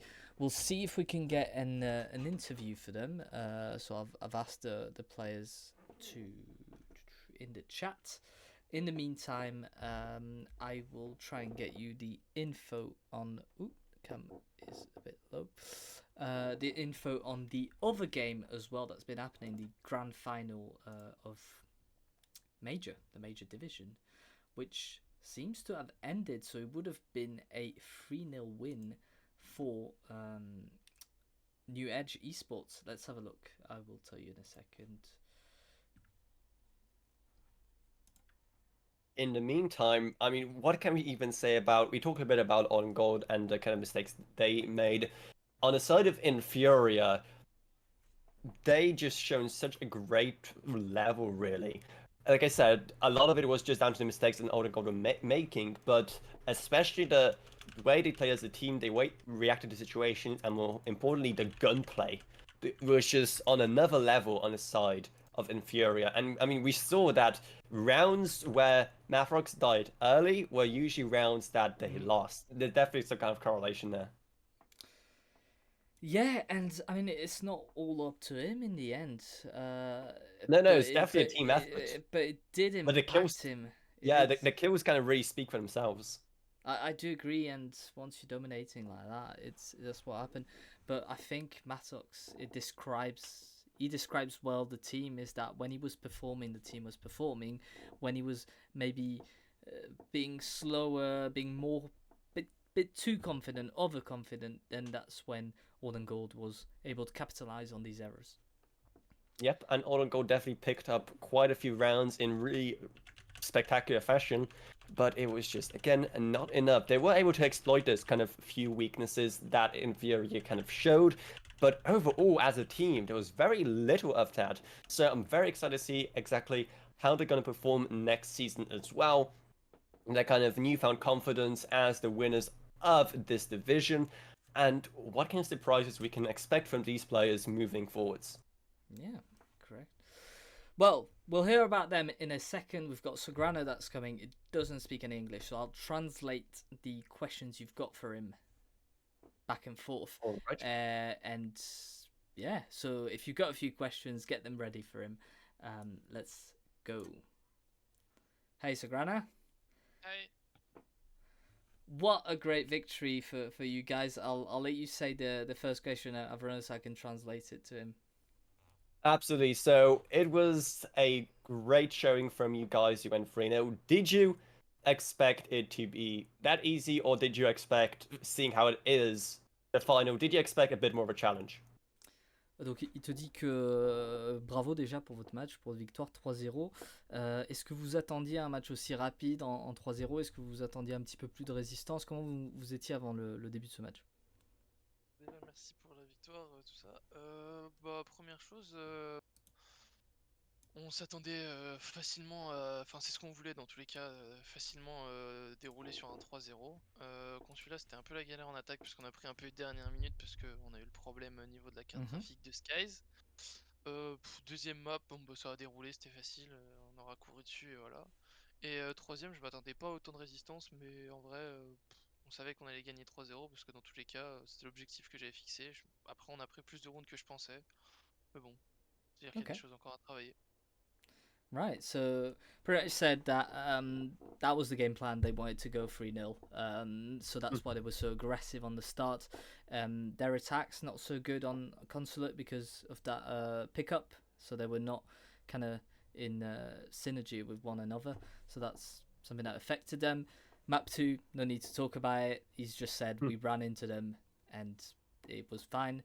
And they expected less resistance for the third map, so they were quite surprised with the shift that Olden Gold has put against them.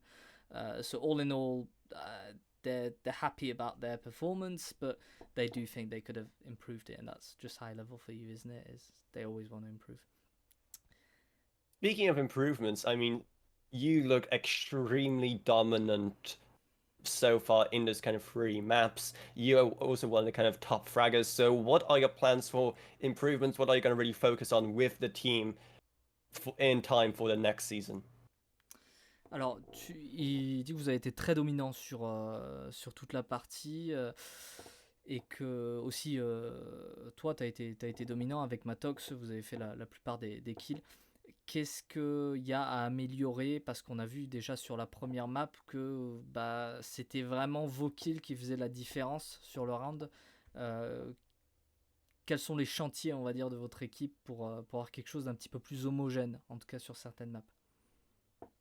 Après, être homogène, on s'en fout. C'est plus les attaques où il faut vraiment qu'on fasse gaffe. Après, oui, on a dominé, mais même si on domine avec des kills, si les kills ils servent à rien et qu'on perd quand même le round, c'est joli d'avoir plein de frags, mais faut quand même travailler en équipe, quoi.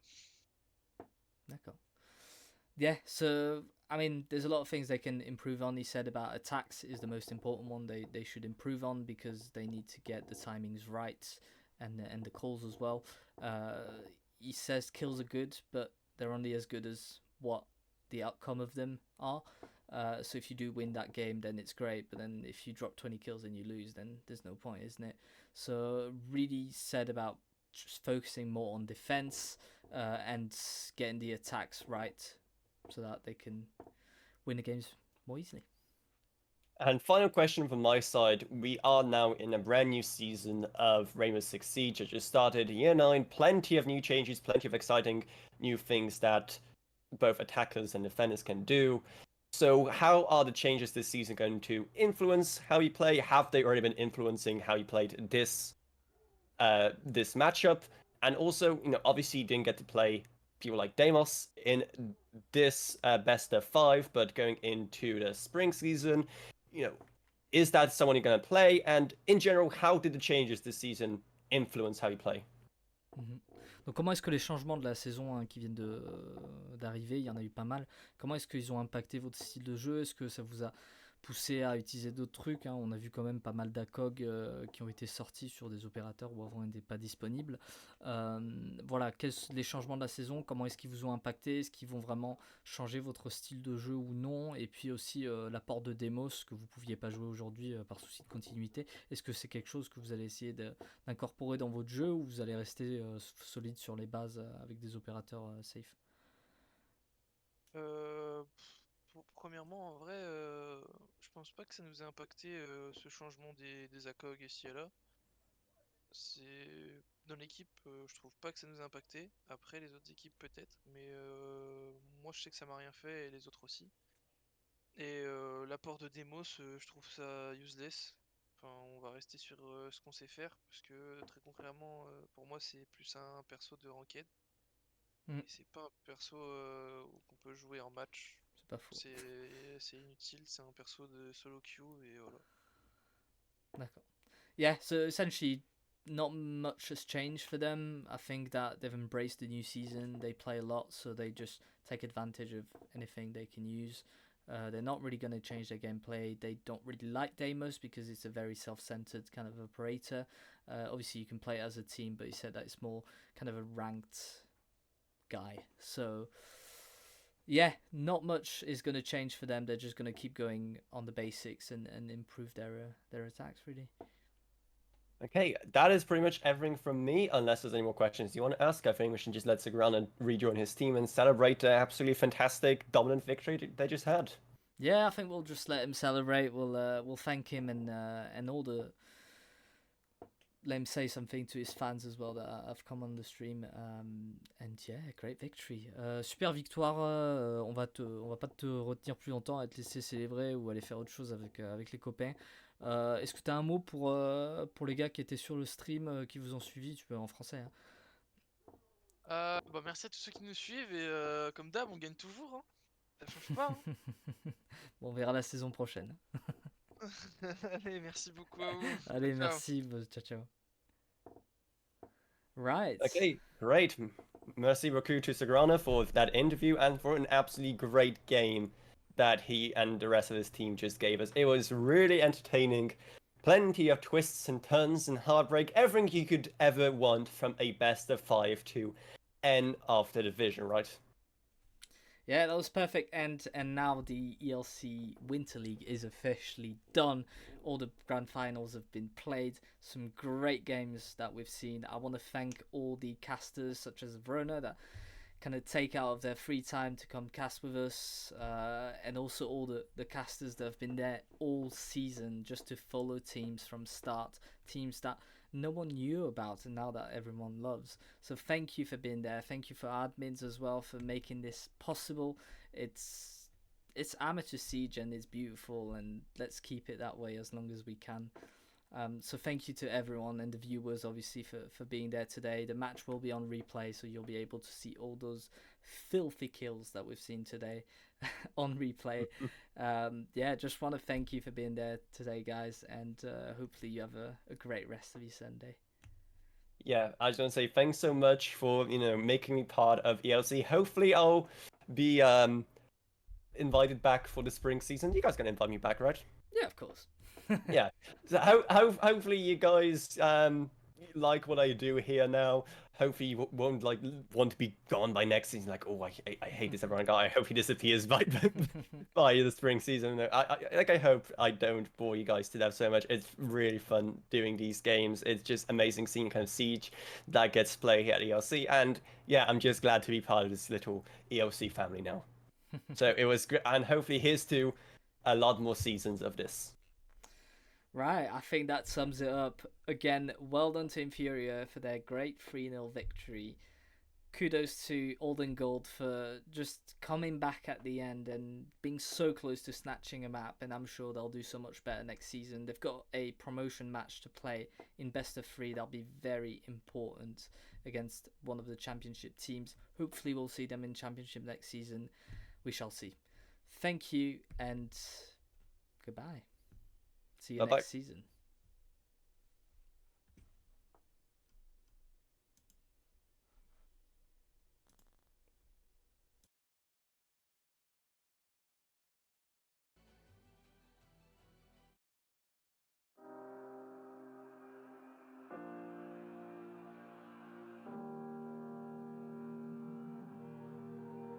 Every time we say goodbye,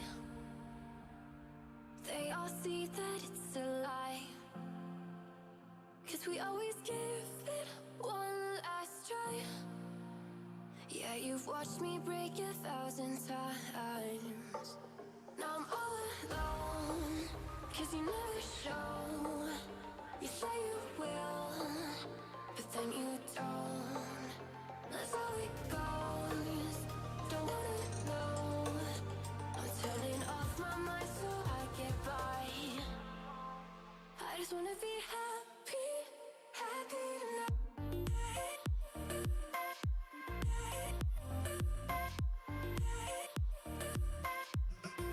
Happier tonight.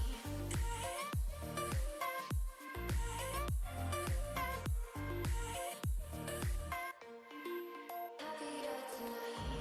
Can't be waiting for you in the morning. I'ma leave without giving a warning. I'ma leave without giving a. But every time we say goodbye, we all know that it's a lie. Now I'm all alone, 'cause you never show.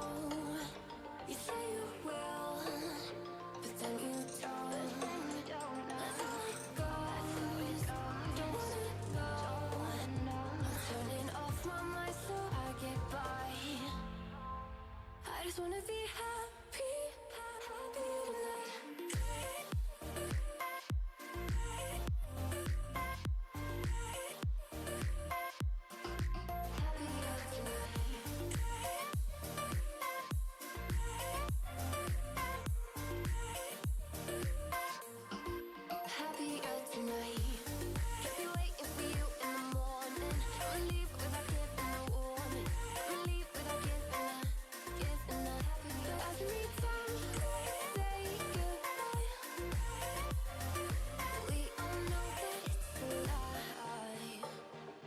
Just wanna be happy.